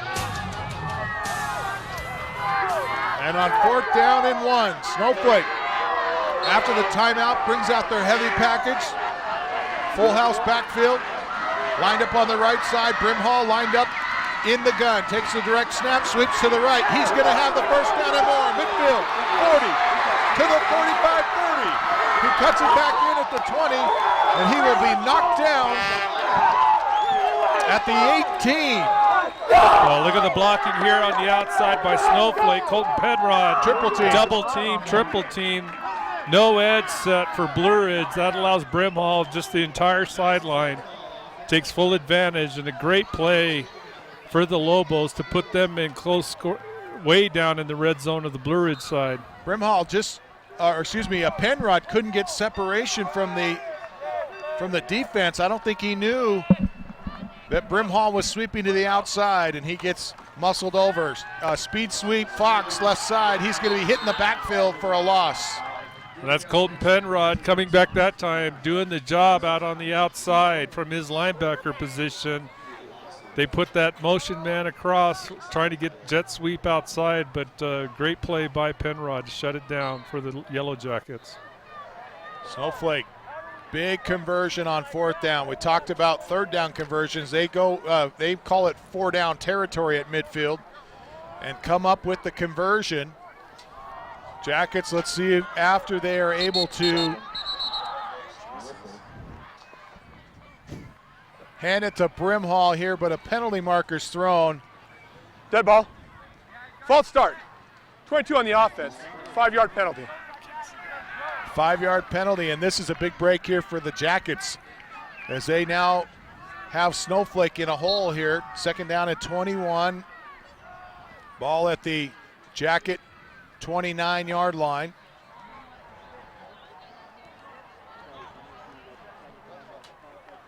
Snowflake going to be forced in a passing situation here. See if they elect to go to the air on second down or not. Fox split here to the wide side of the field. Offset eye behind Stanifer, who stands under center. And another dead ball. Delay a game. Wow. On the offense. Another 5-yard penalty. Man, you just don't see this late in the season, punt. And I think this is certainly, we haven't seen this out of Snowflake really all season. Well, and Coach Solomon himself frustrated. You can see the coaches talking to each other on the sideline. So I'm not sure if there's miscommunication between him and the quarterback, or if it's second nice down rush 26. by Colton Penrod. And Penrod's going to get Stanifer before he can set to throw. That was quick rush by Colton Penrod. He's blitzing from the get-go from the outside. Beats the block at the line of scrimmage. Just a great, outstanding defensive play by Penrod. Sparza helps out there as well. 14-0. Snowflake with the lead, but now facing a third down and 32 at the Yellow Jacket 40-yard line.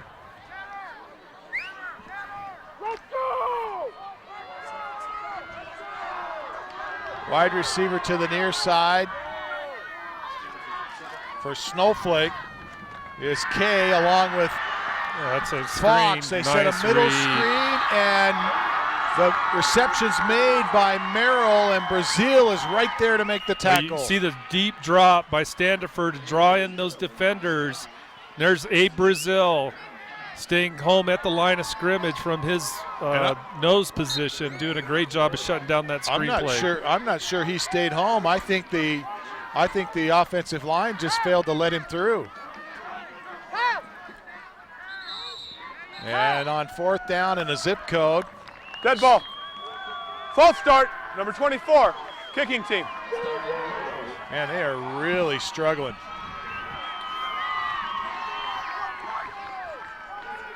Another penalty against Snowflake. Trying to get the punt off, they get a procedure call. It's 4th and 37 from the 45 now. Quick kick by Fox. It'll bounce at the 12 and rolls out towards the sideline. Picked up at the 11 by Snowflake. And Blue Ridge, their battle for field position continues here tonight. That's definitely one of the storylines, is they have started nearly every position, possession inside their own 20. Yeah, Lobos definitely winning the war of field position in this football game. Enfeld is split here to the near side, along with Dominic Hoffmeyer, I believe. Penrod on the carry. And that was actually Baker here to the near sideline with Enfeld. Well, you know, Blue Ridge, who tends to favor the running game pretty heavily, they're in a position here down 14-0. They need to start converting on one of these possessions fairly soon. Snap in hand straight ahead to Penrod. Penrod hit after he gets a yard deep. Gain of 1 to the 20.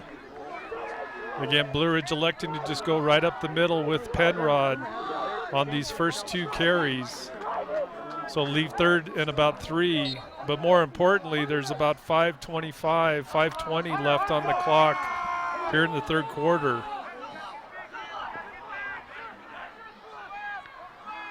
Under center on third down and 3 from the 20. Oh, and man. Ball's loose. Picked up by Snowflake and returned to the 5. And that's a blitz by Brimhall, it looked like. You can see him shoot the middle right here.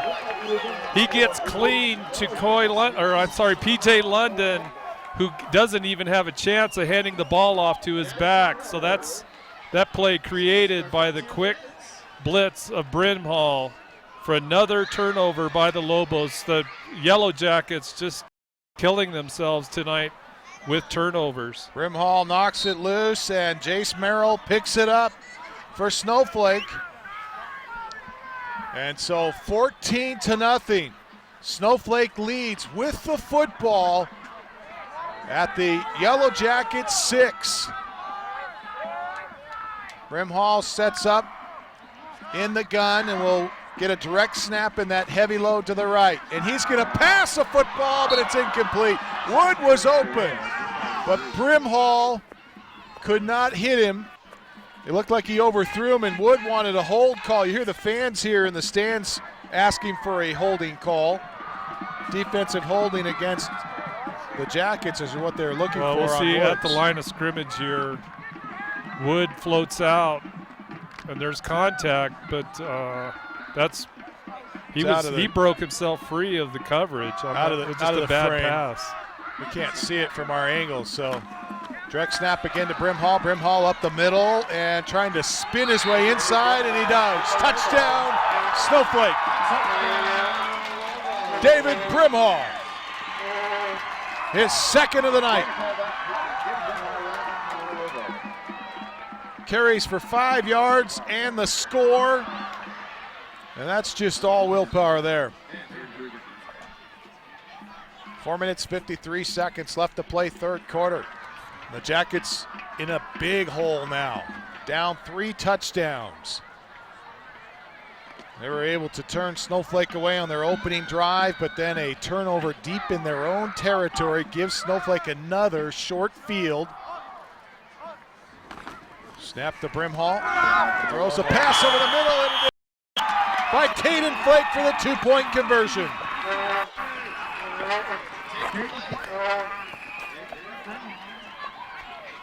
He fakes the run, and it's the jump pass, and Flake is wide open. Kisei on the coverage. He got behind Kisei and makes the catch there in the back of the end zone. We'll step away. This is Show Low Ford's presentation of high school football on iTalk 106.7 and iTalk1067.com. In today's challenging economy, having a college education is a must. Northland Pioneer College is here to help you prepare for your future. NPC is committed to providing you with the highest quality education with the lowest tuition cost in the state.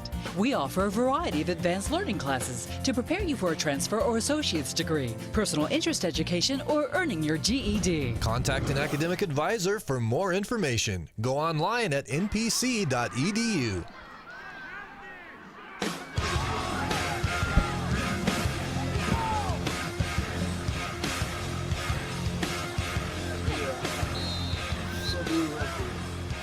Time for the Northland Pioneer College kickoff.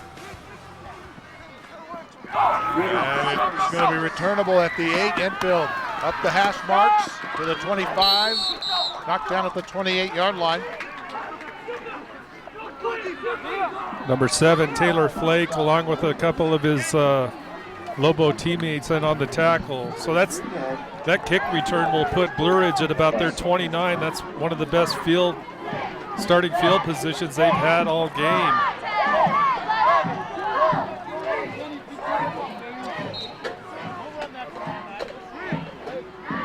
(22-0) Snowflake. And man, do things get weird in the East Conference if this game continues the way it's going now. Hand straight ahead to Penrod, and Penrod lowers his shoulder and fights his way out to the 35-yard line, a gain of 6 on first down.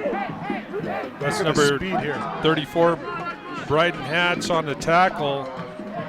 But as you say, not after a nice game by Colton Penrod, an explosive runner that hits the line of scrimmage as hard as any back you'll see in the conference.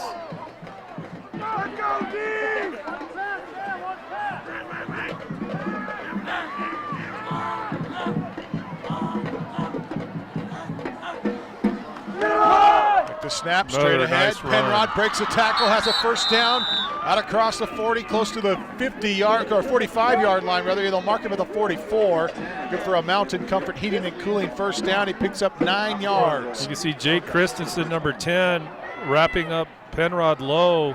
Penrod drags him a couple of yards, but another nice run by Colton Penrod for Blue Ridge to get the first down. Blue Ridge in a situation here where they really need to start working on getting points up on the board if they're going to stay in this thing. Enfield goes wide right. They send Dominic Hoffmeyer out of the slot in formation left to right across the formation, and a penalty marker is thrown. Double. False start. On the offense. 5-yard penalty. So by Tuesday, after Monday's practice, 5-yard penalty.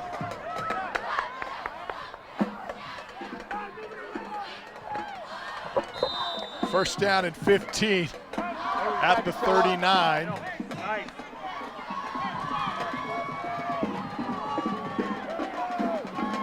Baker split here to the near side and Enfield wide to the right. Double slot set.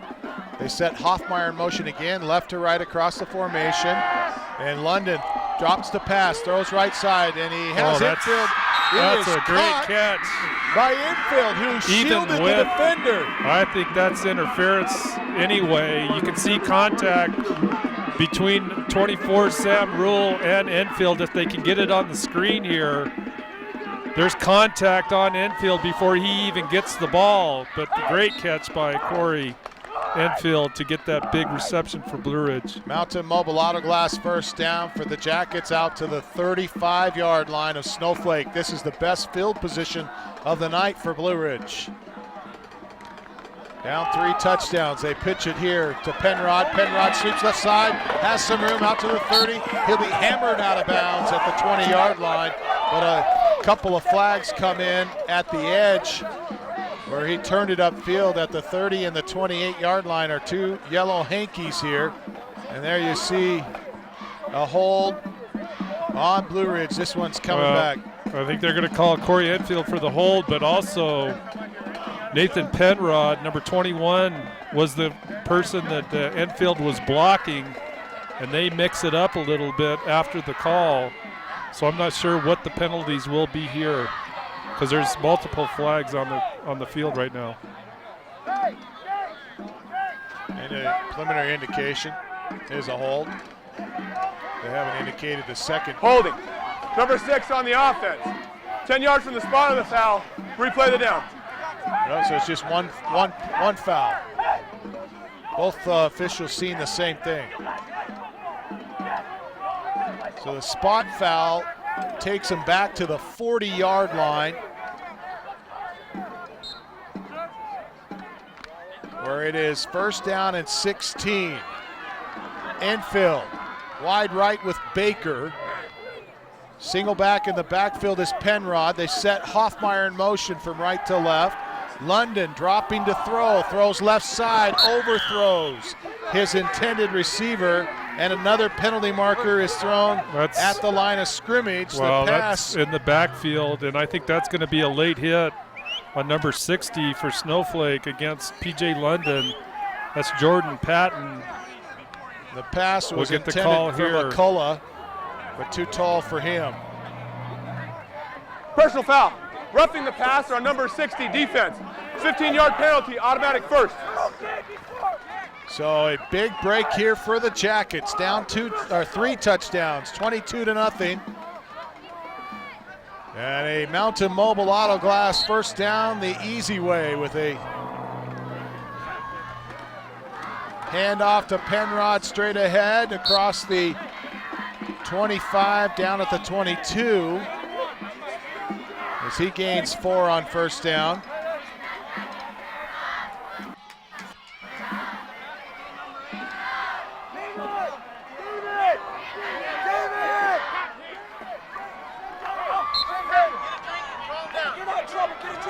Baker and Enfield again wide right. Penrod behind London. Pitch to Penrod. Penrod trying to sweep, in trouble. Wood gets there and knocks him down to the backfield. Great job by Wood. You can see him get a great angle here on Penrod, who's trying to beat him to the outside, but good foot speed by Wood to drag him down for a loss. So a big decision here for Blue Ridge with third and at least 10, maybe 11.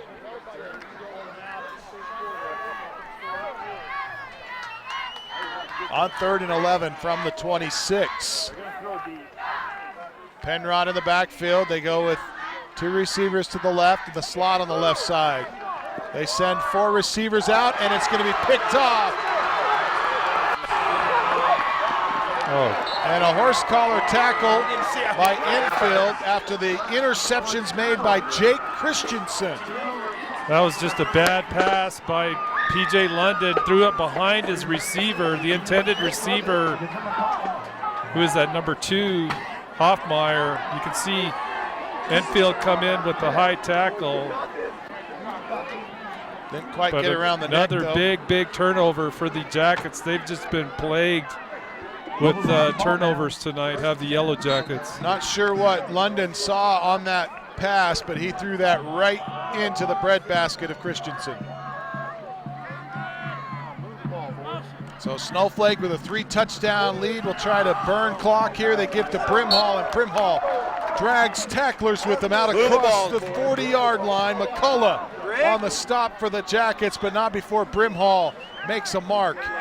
What an incredible runner Brimhall has been tonight. He has had an outstanding night rushing the football. He goes over 100 yards with that carry, and 19 carries here tonight. Been the workhorse for Snowflake. They give it to him again. This time he's hit at the line of scrimmage. He fights forward for a couple of extras and gets it out to the 44. Final seconds of this third quarter. And I don't know if Snowflake has to snap it here. They should ask.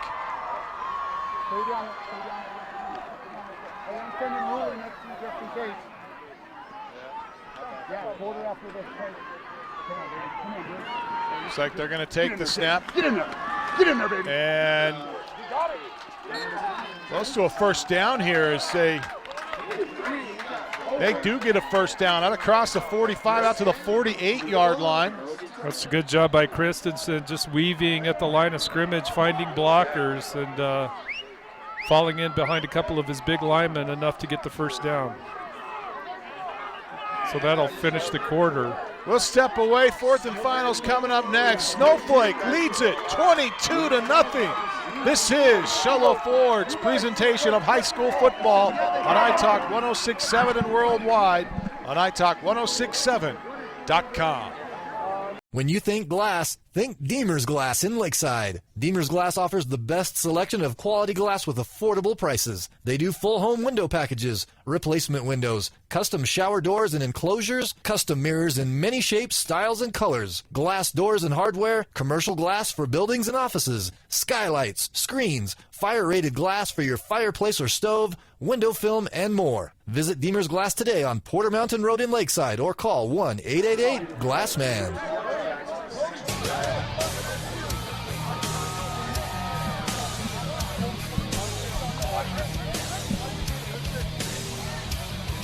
(22-0). Welcome back to Show Low Ford's presentation of high school football on iTalk 106.7 and worldwide on iTalk1067.com.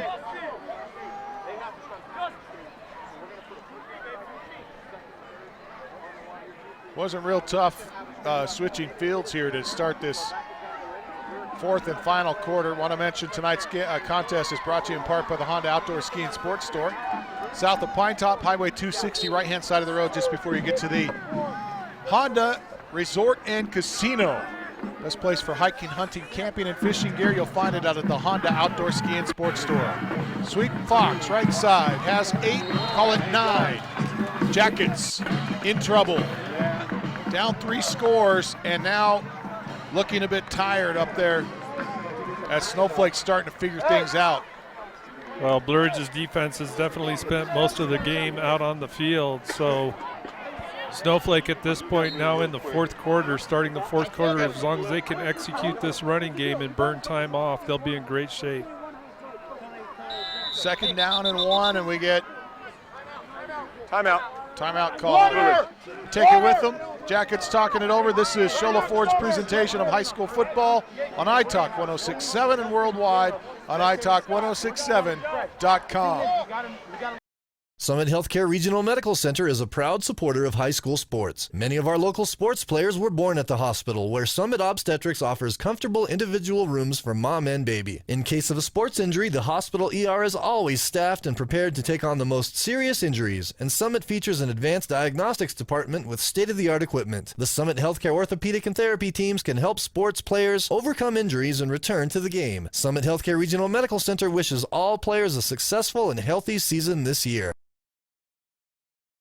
Need hats, shirts, or jackets embroidered with your logo? Get custom embroidered products from Little Bluebird Studios. That's right, the company that does the best job screen printing t-shirts and hoodies now offers embroidery. Little Bluebird Studios is a local company with skilled designers that care about your company's image and brand. Call Little Bluebird Studios today, 928-351-7942, or online at littlebluebird.org. Little Bluebird Studios, the company that cares.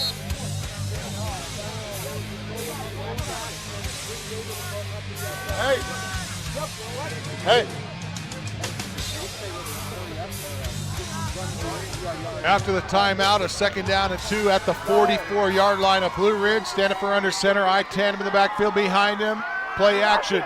In trouble. Stanifer's going to go down. That's David Hernandez, number 15 or 57, for Blue Ridge. Shooting in from a defensive line position, maybe a linebacker position. I'm not sure where they have him set up, but regardless, he beat the block. Almost untouched, looked like. And he got in there quick in on Stanifer. Stanifer didn't even have time to set up. Yeah, Hernandez is not a big kid either. He plays center on the offensive line, just 5'6", 145, but he is quick.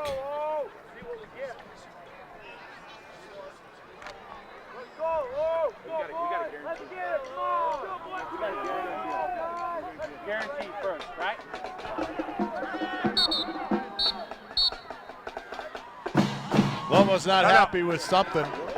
Snowflake, that's their 2nd time out of the half.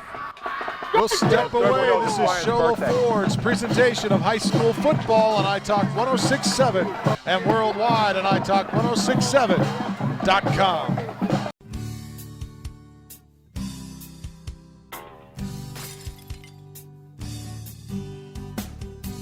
I got this. Don't take time out of your busy day. Let Mountain Mobile Auto Glass come to you. All our technicians are certified by the National Auto Glass Safety Council. Mountain Mobile Auto Glass will give you $50 cash, free movie passes, and free dinner. 536-5972. Mountain Mobile Auto Glass, cash back to you.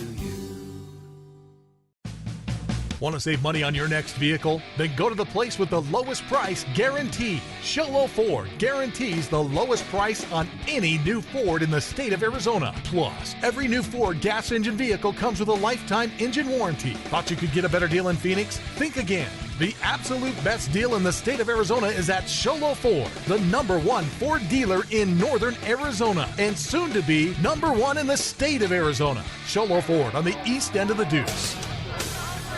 On 3rd down, Snowflake takes the snap, throws it, and it's a big hit. Cody Fox, the intended receiver, infield on the coverage, knocks the ball loose at the point of contact. That's a well-placed pass to an open receiver, but as you say, Camden, just a well-timed hit by the safety infield coming over to make contact with the receiver just as the ball's getting there. So it'll leave 4th down. Snowflake dropping back into punt formation.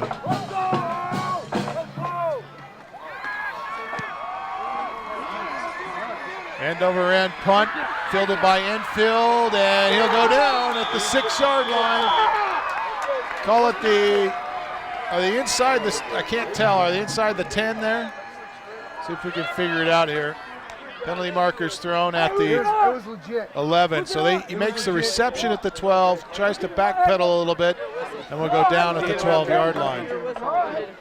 And I don't know that there was a flag. I think it may have been a beanbag marking the spot, and it fooled our Eagle Eye spotter, Bill London. It looked. Dead ball. Oh, it was a flag. Personal foul number 20, Blue. Came in after the play. play was over. 15-yard penalty, first down. My mistake, Bill. I apologize. That was our expert spotter, Bill London, coming up with late hit call. I'll tell you what. And had we done a better job of listening to our expert spotter, we would have been right on that call. That's true. And had we given him more pig at the beginning of this game, we might have heard less of him. He needs the barbecue. First down and 10, a Mountain Mobile Auto Glass first down for the Yellowjackets. I guess it's not a first down, but it's a change of possession. Big collision here. Esparza makes a tackle at the 32, call it the 33-yard line. Picks up 5 on first down. That's big collision between Esparza, the runner, and number 5, Trace Hancock. He's a safety for the Lobos. Get in there. Perfect, thank you.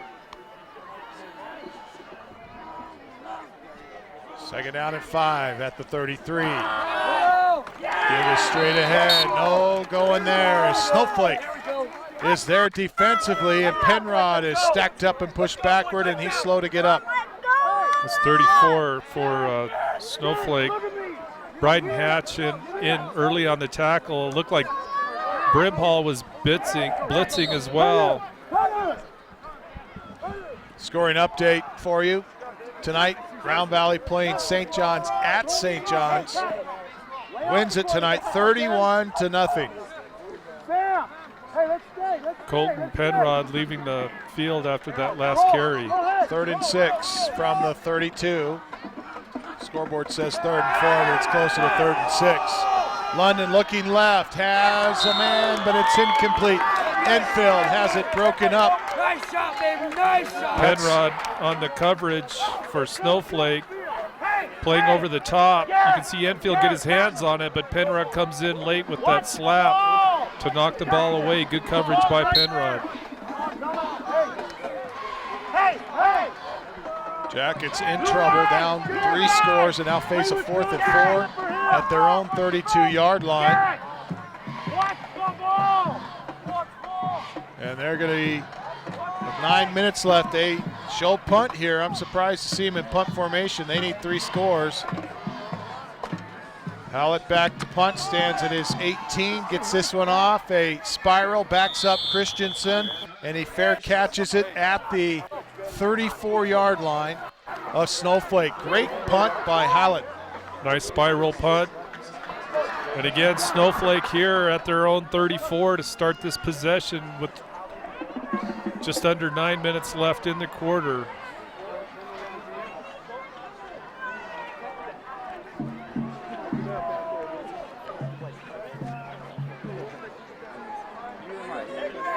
Fourth and final quarter with Snowflake up 22-0. They've got the football. They'll see if they can manage clock here. Try to burn some time at the 34-yard line. They send twins to each side. Stanifer in the gun, and we get a procedure call on Snowflake.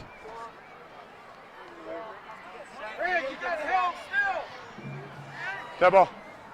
False start, number 20 on the offense. 5-yard penalty. That's a number 20. Is that on the wing? Brigden Turley, or Brigden Turley.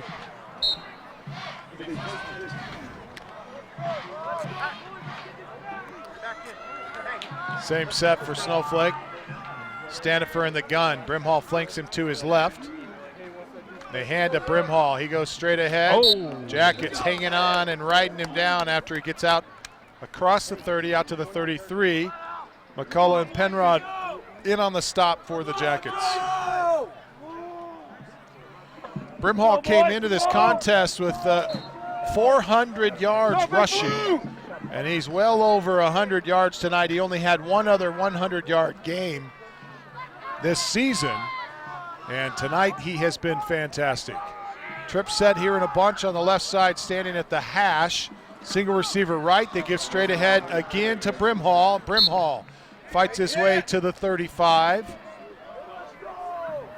And the Enfield coming up from a safety position. You can see here to finish off one of the linebackers. I think that's Henderson down on the bottom. So Snowflake with a short gain there, leave him third and about 8. One of the challenges, punt, is just how many different looks Snowflake hits you with. So they've gone spread on 2 occasions. Now they go tight here. Double tight set. Counter action. And Fox trying to cut it back up inside, has a couple. And it's deep, 4th down. Deep in the secondary. Infield mixing it up with Wood on a block by Wood. And you can see the referees come over and talk to both of them. Wood's going to check out of the lineup. We see Fox there. Set to punt on 4th down. Good snap. Oh, a bad punt. And he looked like he was going to go rugby, but he his own guy. Looked like he was trying to go rugby, but that was taken away by the Jackets, so he turns it at the last minute, gets an end over end, and gets about the best he could do in that situation, gets the ball down to the 34-yard line. Well, he definitely benefited from the roll after the kick there. You could see it fall short, but gets a good bounce. So a 3 and out. Hey! Watch the screen! For the Snowflake Lobos here for the Jackets defensively as they hold the Lobos, and will have another possession with just under 7 minutes to play in the contest. Jackets need to score 3 times. Dominic Hoffmeyer in motion in the near sideline, rolling right towards the near sideline is London. His pass intended for Hoffmeyer. It is incomplete as he overthrew him, and London just hasn't been on the mark tonight. Yeah, he's really struggled tonight hitting his receivers. That's a nice rollout with good protection. He had the receiver, Hoffmeyer, in sight, throwing into a little bit of a heavy coverage, maybe double coverage, but the receiver was there, just a high pass, as you say, Camden. 2nd down and 10 from the 34. Trip set to the right side. London pitches, and it's a halfback pass as Penrod throws it up. It's almost picked off as Enfield had to come back for it, knock it away from Merrill. That's Colton Penrod throwing the football. Good coverage, though, by that Nathan secondary. Penrod. Yeah, Nathan Penrod, number 21. Great read on that play. Didn't bite on the pitch. Stayed back in coverage. Illegal formation against Blue Ridge. They had too many men in the backfield, not enough on the line of scrimmage. The penalties decline. The down will count.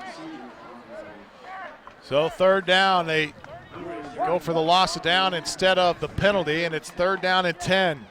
Jackets in desperate need of a 1st down here.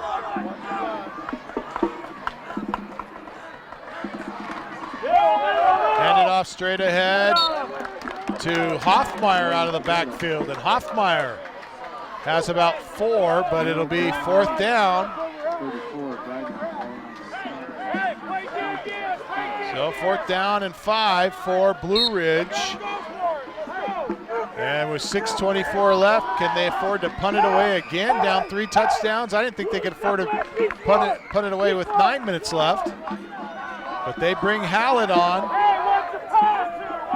Ball is just shy of the 40-yard line at the 39. Hallett stands back at his 24. And we get a penalty marker. False start. Number 54 on the kicking team. 5-yard penalty. Replay 4. Well, if it was a question before, I'd still be Trevor in a foot race. it is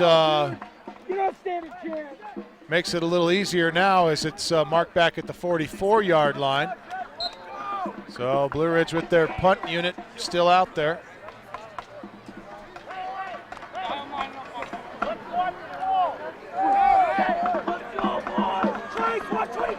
Fourth down and call it 9. Hallett end over end punt, bounces at the 41, picked up at the 25, or 35 rather, and return Now still on his feet. That's Christensen. Far sideline, 20, 10, 5, touchdown. That's Christensen, Jake Christensen. It looked like he was wrapped up there for a second by some defenders, but just poor tackling by Blue Ridge here. You can see him in a bunch. Guys standing around, diving down, not making good tackles at all.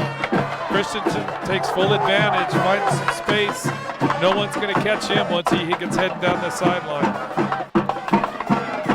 Well, I don't know that Snowflake could draw this night up any better. They go up 4 touchdowns over Blue Ridge with under 6 minutes to play. And on to try the point after try is Despain, and he hits the upright. It's no good. Wow. I don't know how many times you'd have to kick it to get that to do that again, but Lobos nonetheless up 4 touchdowns, 28-0. We step away. This is Show Low Ford's presentation of high school football on iTalk 106.7 and worldwide on iTalk1067.com. Orthodontist Dr. Joshua Beeler has been providing family-friendly orthodontics in Show Low and the entire White Mountains since 2006. If you need braces, stop in and see the friendly folks at Beeler Orthodontics and meet their professional staff. Dr. Beeler and his team have the latest in orthodontics technology, and they work with each patient individually to custom tailor the most effective treatment plan for the best results. Beeler Orthodontics is a proud sponsor of high school sports. Beeler Orthodontics, live to smile, love your smile.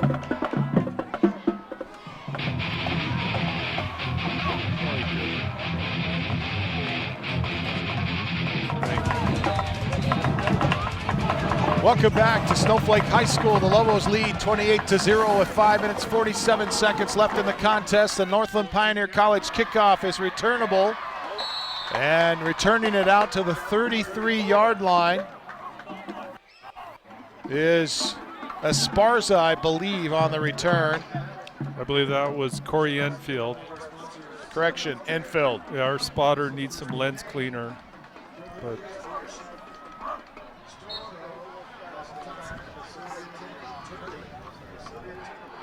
he's got barbecue sauce on his glasses.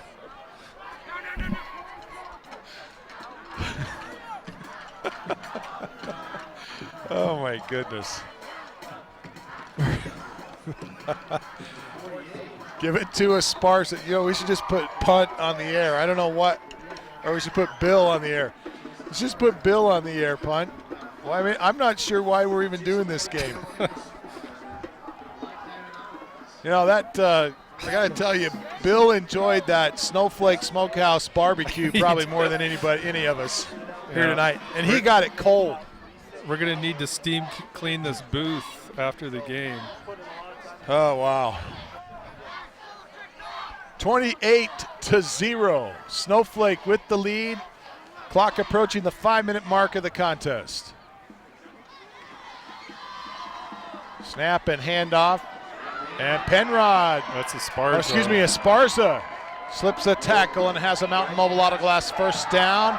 And the Jackets into Snowflake territory, I think, for only the second time tonight. You can see an inside blitz by the Lobos, but a nice run to the outside. Colton Penrod with a little bit of a brush block there, but credit Esparza for just finding that space and running hard, keeping his momentum forward. That's one of the bigger plays, running plays tonight for Blue Ridge.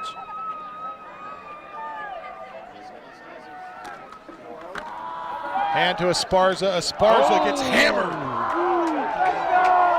He was picked up there. That was Merrill, I think, coming in. Had it down. Wrapping him up was Hatch. Look at Hatch. Christensen. Christian comes in and finishes him off, but Hatch had him wrapped up there, and then Christensen cleans him up. You know, Snowflake has been a lot more physical, I believe, in this game than they were last week. Definitely. That was one of the keys Coach Solomon talked about at the top of the game. He wanted his guys to play much more physical, and they certainly have done that tonight. To the right. Right side. And sweeping here to the near sideline and is Esparza, and Esparza getting about 4 or 5. 3 yards rather, out to the 40. Hey, hey, hey, don't quit, let's go! Don't quit, let's go! Nathan, let's go!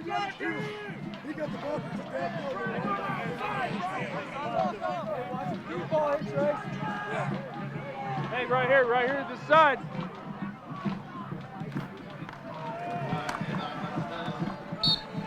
Colton Penrod on the carry. Close to a Mountain Mobile Auto Glass first down at the 31. That's just good line surge by Blue Ridge up front. Their offensive line. Problem with this is it's burning clock. And unfortunately for them, the passing game hasn't been working. Down 28-0 with under 3 to play now. 2:40 on the clock. 2:36. And on 4th and 1, if that last drive wasn't the ball game, this is here. And they hand straight ahead, and they've got the first down. Carry was made by Penrod, and Penrod's out across the 31, call it the 30, ball at the 34-yard line. A Mountain Mobile Auto Glass first down for Snowflake. And our stat guy, Bill, saying that that's one of the few first downs for Blue Ridge tonight.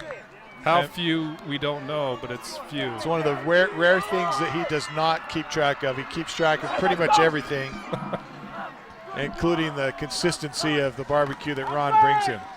Esparza sweeping left side, gets to the corner, turns it upfield, and drags some tacklers with him across the 30-yard line to the 28. Great effort by Esparza. Once he gets outside, you can see him trying to get. Nice block by Penrod on the outside. And with contact from secondary players, secondary defenders, he just keeps those feet moving.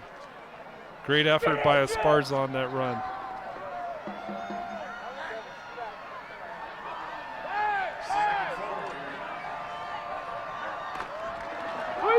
Sweeping right side.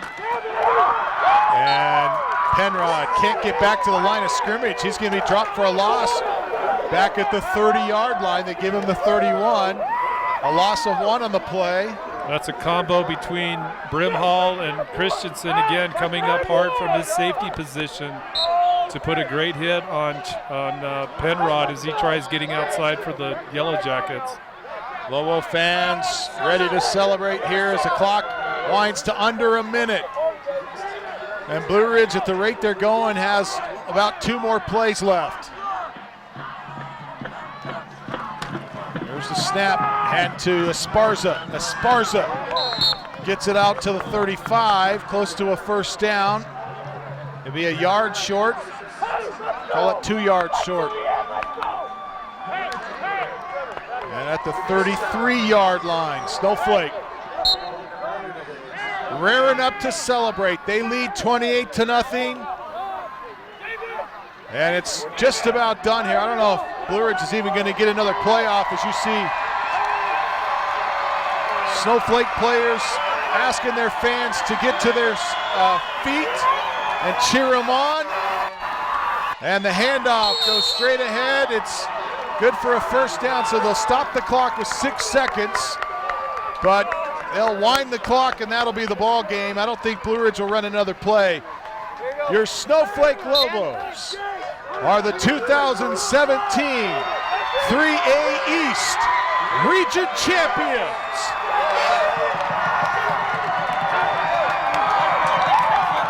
Let the celebration begin in Snowflake as they shut out the 5-3 number 9 ranked team in the state, Blue Ridge Yellowjackets. Great job, Lobos. We appreciate all the fans. 6-3 rather. Excuse me, 6-3 overall. And with equal, with matching records, they come in tonight tied. The winner tonight takes the region championship, the 3A East Region Championship. And actually, we need to check that because Show Low has a claim to that as well. So I'm going to double check that for you. I'm not sure that Snowflake is the outright region champions here tonight.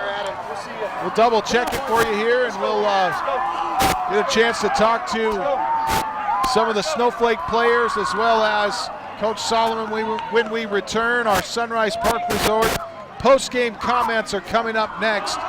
Snowflake over Blue Ridge tonight, 28-0. This is Show Low Ford's presentation of high school football on iTalk 106.7 and worldwide on iTalk1067.com. You've been there waiting forever at the gas station for the guy to free up so he can fill up your propane tank. Or worse, when the only qualified propane technician decided to stay home that day. Yep, you've been there and I have too. That's why now I get my propane from Ace Hardware every time. You get Ace Hardware's world-famous customer service when you stop in for propane. That's right, you get in, you get out, and you get a great deal on propane and everything else. From Ace Hardware at their locations in Pine Top and Heber. Ace Hardware is proud to support White Mountain Sports.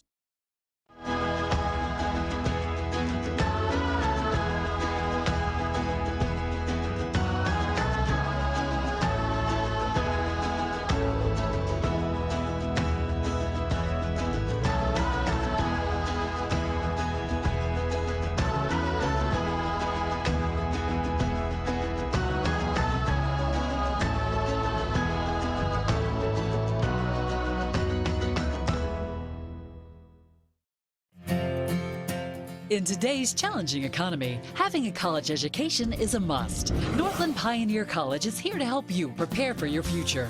NPC is committed to providing you with the highest quality education with the lowest tuition cost in the state. We offer a variety of advanced learning classes to prepare you for a transfer or associate's degree, personal interest education, or earning your GED. Contact an academic advisor for more information. Go online at npc.edu. When you think glass, think Deemer's Glass in Lakeside. Deemer's Glass offers the best selection of quality glass with affordable prices. They do full home window packages, replacement windows, custom shower doors and enclosures, custom mirrors in many shapes, styles, and colors, glass doors and hardware, commercial glass for buildings and offices, skylights, screens, fire-rated glass for your fireplace or stove, window film, and more. Visit Deemer's Glass today on Porter Mountain Road in Lakeside or call 1-888-GLASSMAN. Summit Healthcare Regional Medical Center is a proud supporter of high school sports. Many of our local sports players were born at the hospital, where Summit Obstetrics offers comfortable individual rooms for mom and baby. In case of a sports injury, the hospital ER is always staffed and prepared to take on the most serious injuries, and Summit features an advanced diagnostics department with state-of-the-art equipment. The Summit Healthcare orthopedic and therapy teams can help sports players overcome injuries and return to the game. Summit Healthcare Regional Medical Center wishes all players a successful and healthy season this year. Need hats, shirts, or jackets embroidered with your logo? Get custom embroidered products from Little Bluebird Studios. That's right, the company that does the best job screen printing t-shirts and hoodies now offers embroidery. Little Bluebird Studios is a local company with skilled designers that care about your company's image and brand. Call Little Bluebird Studios today, 928-351-7942, or online at littlebluebird.org. Little Bluebird Studios, the company that cares.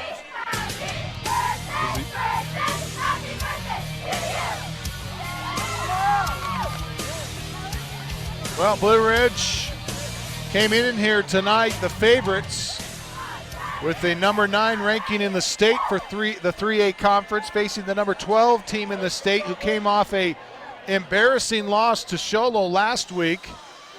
But Snowflake takes care of business and downs the Yellowjackets 28-0. And I think this is a surprise to most folks, Punt, because while we thought Snowflake is certainly a better team than they were last week, they are definitely a team that I think came in tonight and folks thought were going to struggle a little bit against Blue Ridge, because Blue Ridge has been on the rise, and there's been very few teams that have been able to stop their offensive rushing attack. Let's go downstairs and check in with Ron Everingham. Ron? Go ahead, Ron. Oh, sorry. Okay, down here, Coach Solomon. Coach, congratulations. Maybe just a little clarification for us. check. There we go. Is this the outright 3A region champion? Oh, I thought we held the tiebreaker. I read something different today, so I don't know. I guess we'll find out. But I don't care one way or the other. It's a great win for us, and we'll be happy to be co-champs or whatever it is. And our focus now is going to shift to next week and see who we get in the draw for the tournament, and we'll get ready to play. Last time on this field for your seniors, why don't you talk about some of your seniors? Well, we've got to start with Jace Merrill. Jace he's been the heart and soul of this team with me gone. He's one of our captains, and he just really takes charge and does a good job. And Davis K with him as our other captain, our other senior captain. Awesome kids. And on our line, our center tonight, Jace Reedhead, who's a senior.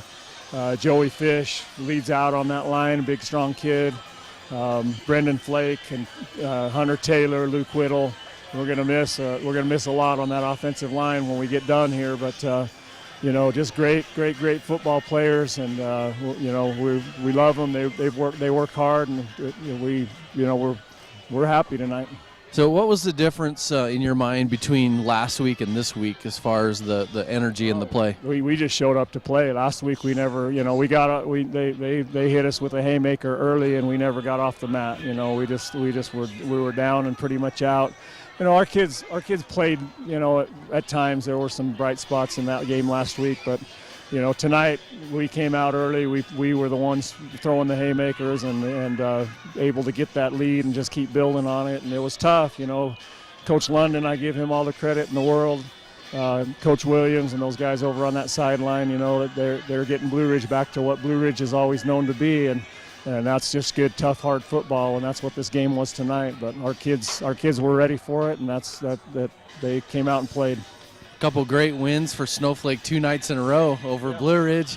I know you said you stayed up. You better get some sleep tonight because you stayed up late last night watching our broadcast on the volleyball team. Huh? Yeah, game nights I'm usually bouncing around till 2 or 3 in the morning. It takes that long to come down offering this kind of stuff. So, All right, well, congratulations, Coach. Thank you. Great win. Back to you guys. All right, thanks a lot, Ron. We appreciate that. We appreciate Coach Solomon taking time with us, and we'll await an interview now with some of the Snowflake Lobo players. As Snowflake victorious tonight, 28-0. Let's recap the game for you, Punt. It got off to a Snowflake start. They had the opening kickoff and were able to pin the Jackets deep in their own territory. Their opening drive started at the 1. Looked like they were going to have their way with Snowflake as they were able to get out of that position and drove outside the 20. But it wasn't long until that all changed. Well, and it was a fumble by Blue Ridge on that same first possession, where, as you say, Blue Ridge was pretty consistently moving the ball with their running game, and then a big fumble and the turnover. Snowflake taking full advantage. Cody Fox ends up running 32 yards on a counter play to get the touchdown. Snowflake successful on the 2-point run conversion to go 8-0. That was 5:50 with 5:50 on the clock in the first quarter. In the second quarter, to finish the first half, David Brimhall goes in from 3 yards out to get the second touchdown. Snowflake failing on the run attempt on that point after. So that left us with a 14-0 halftime score. Then in the third quarter, Brimhall again for Snowflake on a 5-yard touchdown run with 4:53 left in the quarter. They get the successful pass conversion to bring the score to 22-0. And then, of course, Christensen with that long punt return touchdown, 65 yards, with just over 5 minutes left in the fourth quarter to bring it to the final score of 28-0. But as you mentioned, Blue Ridge, despite starting the game with their first possession deep with a 99-plus yard field in front of them, they got off to a quick start, good line play. They were moving the ball, and then ever since that first turnover, Snowflake, the combination of Snowflake just being really aggressive and very physical tonight. To me, they were just a really physical, pumped-up team. Never gave Blue Ridge's offense to really do much, if anything, really, the rest of the game. Well, outstanding work, Punt, tonight. A terrific game for Snowflake. And, this is a Snowflake team that has been up and down this season. They suffered a tough loss against Thatcher, a game that they felt like they could have won. They're a young team. They had a lot of inexperience coming into this season, and you're starting to see, I think, the maturity of this Snowflake team, and they couldn't have gotten a bigger win for themselves heading into the playoffs than this one here tonight. Blue Ridge, a quality football team, as we've seen by their record. Let's check in once again with Ron Everingham. Ron? Thanks. Down here on the field with junior quarterback Tragan Standifer, a junior safety David Brimhall, and junior running back Jake Christensen. Jake Christensen. Sorry, I got that all messed up. Anyhow, you got somewhere to go tonight? You're already ready to take off, man. That was a pretty good win, though, huh? Yeah. Say something about your line and how you guys played. They came out firing off the ball, and they won us the game up front, and that's how we won. Okay, and what about for you? How did you get this, and what's that mean to you when you guys grab the wood? Yep. So you would have to get a good hit, like a hard hit, to get this, and like the hardest hit of the game gets the wood, and I got the wood tonight, I guess. How did that hit feel? It hurt to me, and I bet it really hurt that guy. Okay, all right. And what about for you? How do you think your defense played tonight? I think our defense played pretty well. We came out with a lot of heart and a lot of hustle, and it ended up winning us the game and getting the shutout. Awesome. Well, talk a little bit about your seniors. You guys are all juniors, but why don't you guys each pick out a senior that you'd just like to thank? That's their last night on the field. You guys got next year, of course, and the playoffs. I know that, but what have the seniors meant to you this year? They're awesome. They push us every day, and they came in with a mentality this year of we're going to be a blue car team, and we're going to ground and pound games. What about for you? I feel like Jace Merrill, he's really helped me out a lot this year. He's really pushed me and really helped me out. Me and him started at middle linebacker both, and we really stepped it up, and I love that guy. He's a great mentor. The seniors, to me, they're really good. They mean a lot to me, and I look up to them really very much. And every day at practice, they push us, make us get better, and I love them. All right, well, great win, guys. Way to come out and dominate tonight. Congratulations to you guys, and good luck in the playoffs. Back up to you guys. All right, thanks, Ron. Some terrific kids there, and obviously deserving of the accolades tonight as they get the victory, 28-0. We'll step away, back with our Honda Outdoor Ski and Sports Store player of the game, our Beeler Orthodontic Straight Line play of the game, and our Deemer's glass-shattering hit of the game is coming up next. This is Show Low Ford's presentation of high school football on iTalk 106.7 and worldwide on iTalk1067.com. This has been an iTalk 106.7 Sports exclusive. When you think glass, think Deemer's Glass in Lakeside. Deemer's Glass offers the best selection of quality glass with affordable prices. They do full home window packages, replacement windows, custom shower doors and enclosures, custom mirrors in many shapes, styles, and colors, glass doors and hardware, commercial glass for buildings and offices, skylights, screens, fire-rated glass for your fireplace or stove, window film, and more. Visit Deemer's Glass today on Porter Mountain Road in Lakeside or call 1-888-GLASSMAN. Summit Healthcare Regional Medical Center is a proud supporter of high school sports. Many of our local sports players were born at the hospital, where Summit Obstetrics offers comfortable individual rooms for mom and baby. In case of a sports injury, the hospital ER is always staffed and prepared to take on the most serious injuries, and Summit features an advanced diagnostics department with state-of-the-art equipment. The Summit Healthcare orthopedic and therapy teams can help sports players overcome injuries and return to the game. Summit Healthcare Regional Medical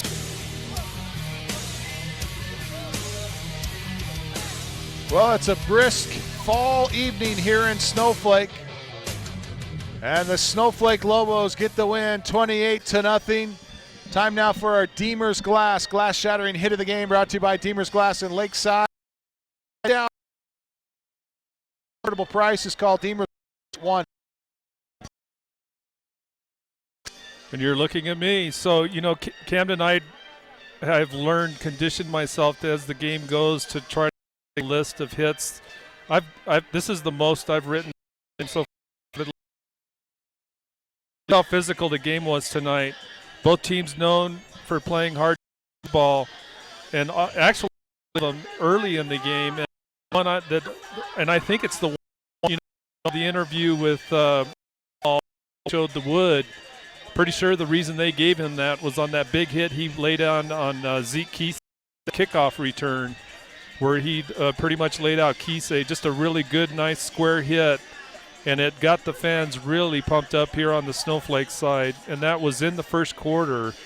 But plays like that just set the tone, I think, for Snowflake through the entire game. And David Brimhall, there's other entries here too. Christensen, we saw him with a good hit on Esparza towards the end of the game. A couple of Blue Ridge hits as well, but that one really stood out and certainly deserving of hit of the game. Definitely felt like there was a momentum shift after that hit. Emotionally, it felt like the Snowflake Lobos were ready to play after that hit. So a great call there. Our Deemer's glass shattering hit of the game to David Brimhall. And don't forget, get affordable glass, quality glass at affordable prices at Deemer's Glass in Lakeside. That's Deemer's Glass at 1-888 Glassman. Time now for our Beeler Orthodontics straight line play of the game, brought to you by Beeler Orthodontics. Lift a smile, love your smile. Beeler Orthodontics. And always difficult to call a straight line play of the game because there are so many tremendous plays, especially in a game that has the caliber of this one tonight. Right, and we talked about on that first possession, that big counter play by Snowflake, a great call by Coach Solomon. Cody Fox took it 32 yards for a touchdown, almost untouched into the end zone. That was Snowflake's first touchdown of the game. And then that big punt return by Christensen where he ran into a pile of defenders. Granted, really poor tackling by Blue Ridge at the point of attack, but still credit Christensen for getting down that sideline. That got the fans really turned on as well, and that really put the game out of reach for Blue Ridge. But I think the most pivotal play of the whole game in terms of just determining kind of the momentum and really set the tone in my mind for the entire game was that very first possession by Blue Ridge where we saw them, despite having their backs up against the wall, starting their first possession on their own 1 yard line. They did move the ball. They had great line play, good execution at the line of scrimmage, got that running game going, and then that turnover, that first fumble, it was, I think, a bad exchange really just between the running back and the quarterback. But when Snowflake picked up that fumble and then turned around and Cody Fox did score on that 32-yard touchdown play, that one turnover to me just really set the tone for the rest of the game because Blue Ridge really never did recover after that turnover. Well, that's a great call as well, Punt, and I happen to agree. Our Beeler Orthodontics straight line play of the game brought to you by Beeler Orthodontics. Lift a smile, love your smile. Time now for our Honda Outdoor Ski and Sports Store player of the game. Brought to you by the Honda Outdoor Ski and Sports Store, south of Pine Top on Highway 260. Right-hand side of the road just before you get to the Honda Resort and Casino. They've got the best selection of hiking, hunting, camping, and fishing gear. It's at the Honda Outdoor Ski and Sports Store. And as always, lots of players to talk about, but really one that kind of stood out in our minds. Yeah, and let's give a tip of the hat to Traegan Standifer. You know, we saw him lead that offense tonight for the Lobos, just a junior. A couple of plays where bad snaps, maybe even broken plays. You know, he showed good poise tonight, led that offense, did a great job. Jace Merrill, the senior linebacker, stood up and played some really solid defense as well. Christensen, I thought, played really nice football game tonight for the Lobos as well from his safety position. But as you're hinting, the one player that just really excelled tonight, number 25, David Brimhall for the Lobos. He rushed the ball really well tonight offensively for the Lobos, scored 2 touchdowns running the ball and had a point after the touchdown. He ends up the football game 21 carries over right at 111 yards. And then on the defensive side, to me, that's, you know, he's great on offense. He really powers that running game, but he really excels on the defensive side. Any play where it's in the box, you know, you can almost count on him somewhere being very, very close, if not right on top of the football. And he certainly did that tonight for the Lobos. Just a real leader out there defensively. Saw him blitz a lot tonight. He caused some turnovers tonight. And just call it offense or defense, he just really excelled tonight and is by a long shot, in my mind, deserving of player of the game. Yeah, absolutely. David Brimhall came into this contest with 400 rushing yards and had only rushed only one other game for over 100 yards, and for him to get over 100 yards against this stingy Blue Ridge defense is quite an accomplishment. Yep, great game. So Brimhall will get up his season totals for up to over 500 yards rushing with a 100-yard plus rushing game tonight. And he's our Honda Outdoor Ski and Sports Store player of the game, brought to you by the Honda Outdoor Ski and Sports Store. They can be found south of Pine Top on Highway 260, right before you get to the Honda Resort and Casino. They're on the right-hand side of the road.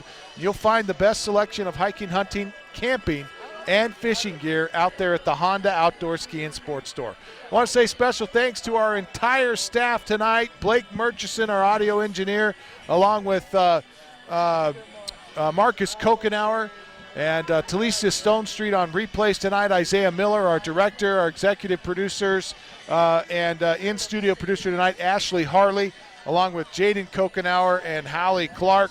And on effects tonight, Dylan Smith. And the students from Show Low, Snowflake, and Blue Ridge High School tonight, all part of the White Mountain Youth Production Team. Don't forget, you can watch replays of these games on City 4 TV, Channel 56, on Fridays and Mondays. Mondays and Fridays at 7, and then again on Saturdays at 1:30. Tune in to Show Low TV, Channel 56. We invite you back next Saturday, as it is the first round of the playoffs. We'll have game number 1 for you. We'll announce it next week, as it will be announced next week. And we'll have the coverage for you right here on iTalk 106.7 and worldwide on iTalk1067.com. Until then, we say so long, everybody. This has been an iTalk 106.7 Sports Exclusive, presented by Show Low Ford.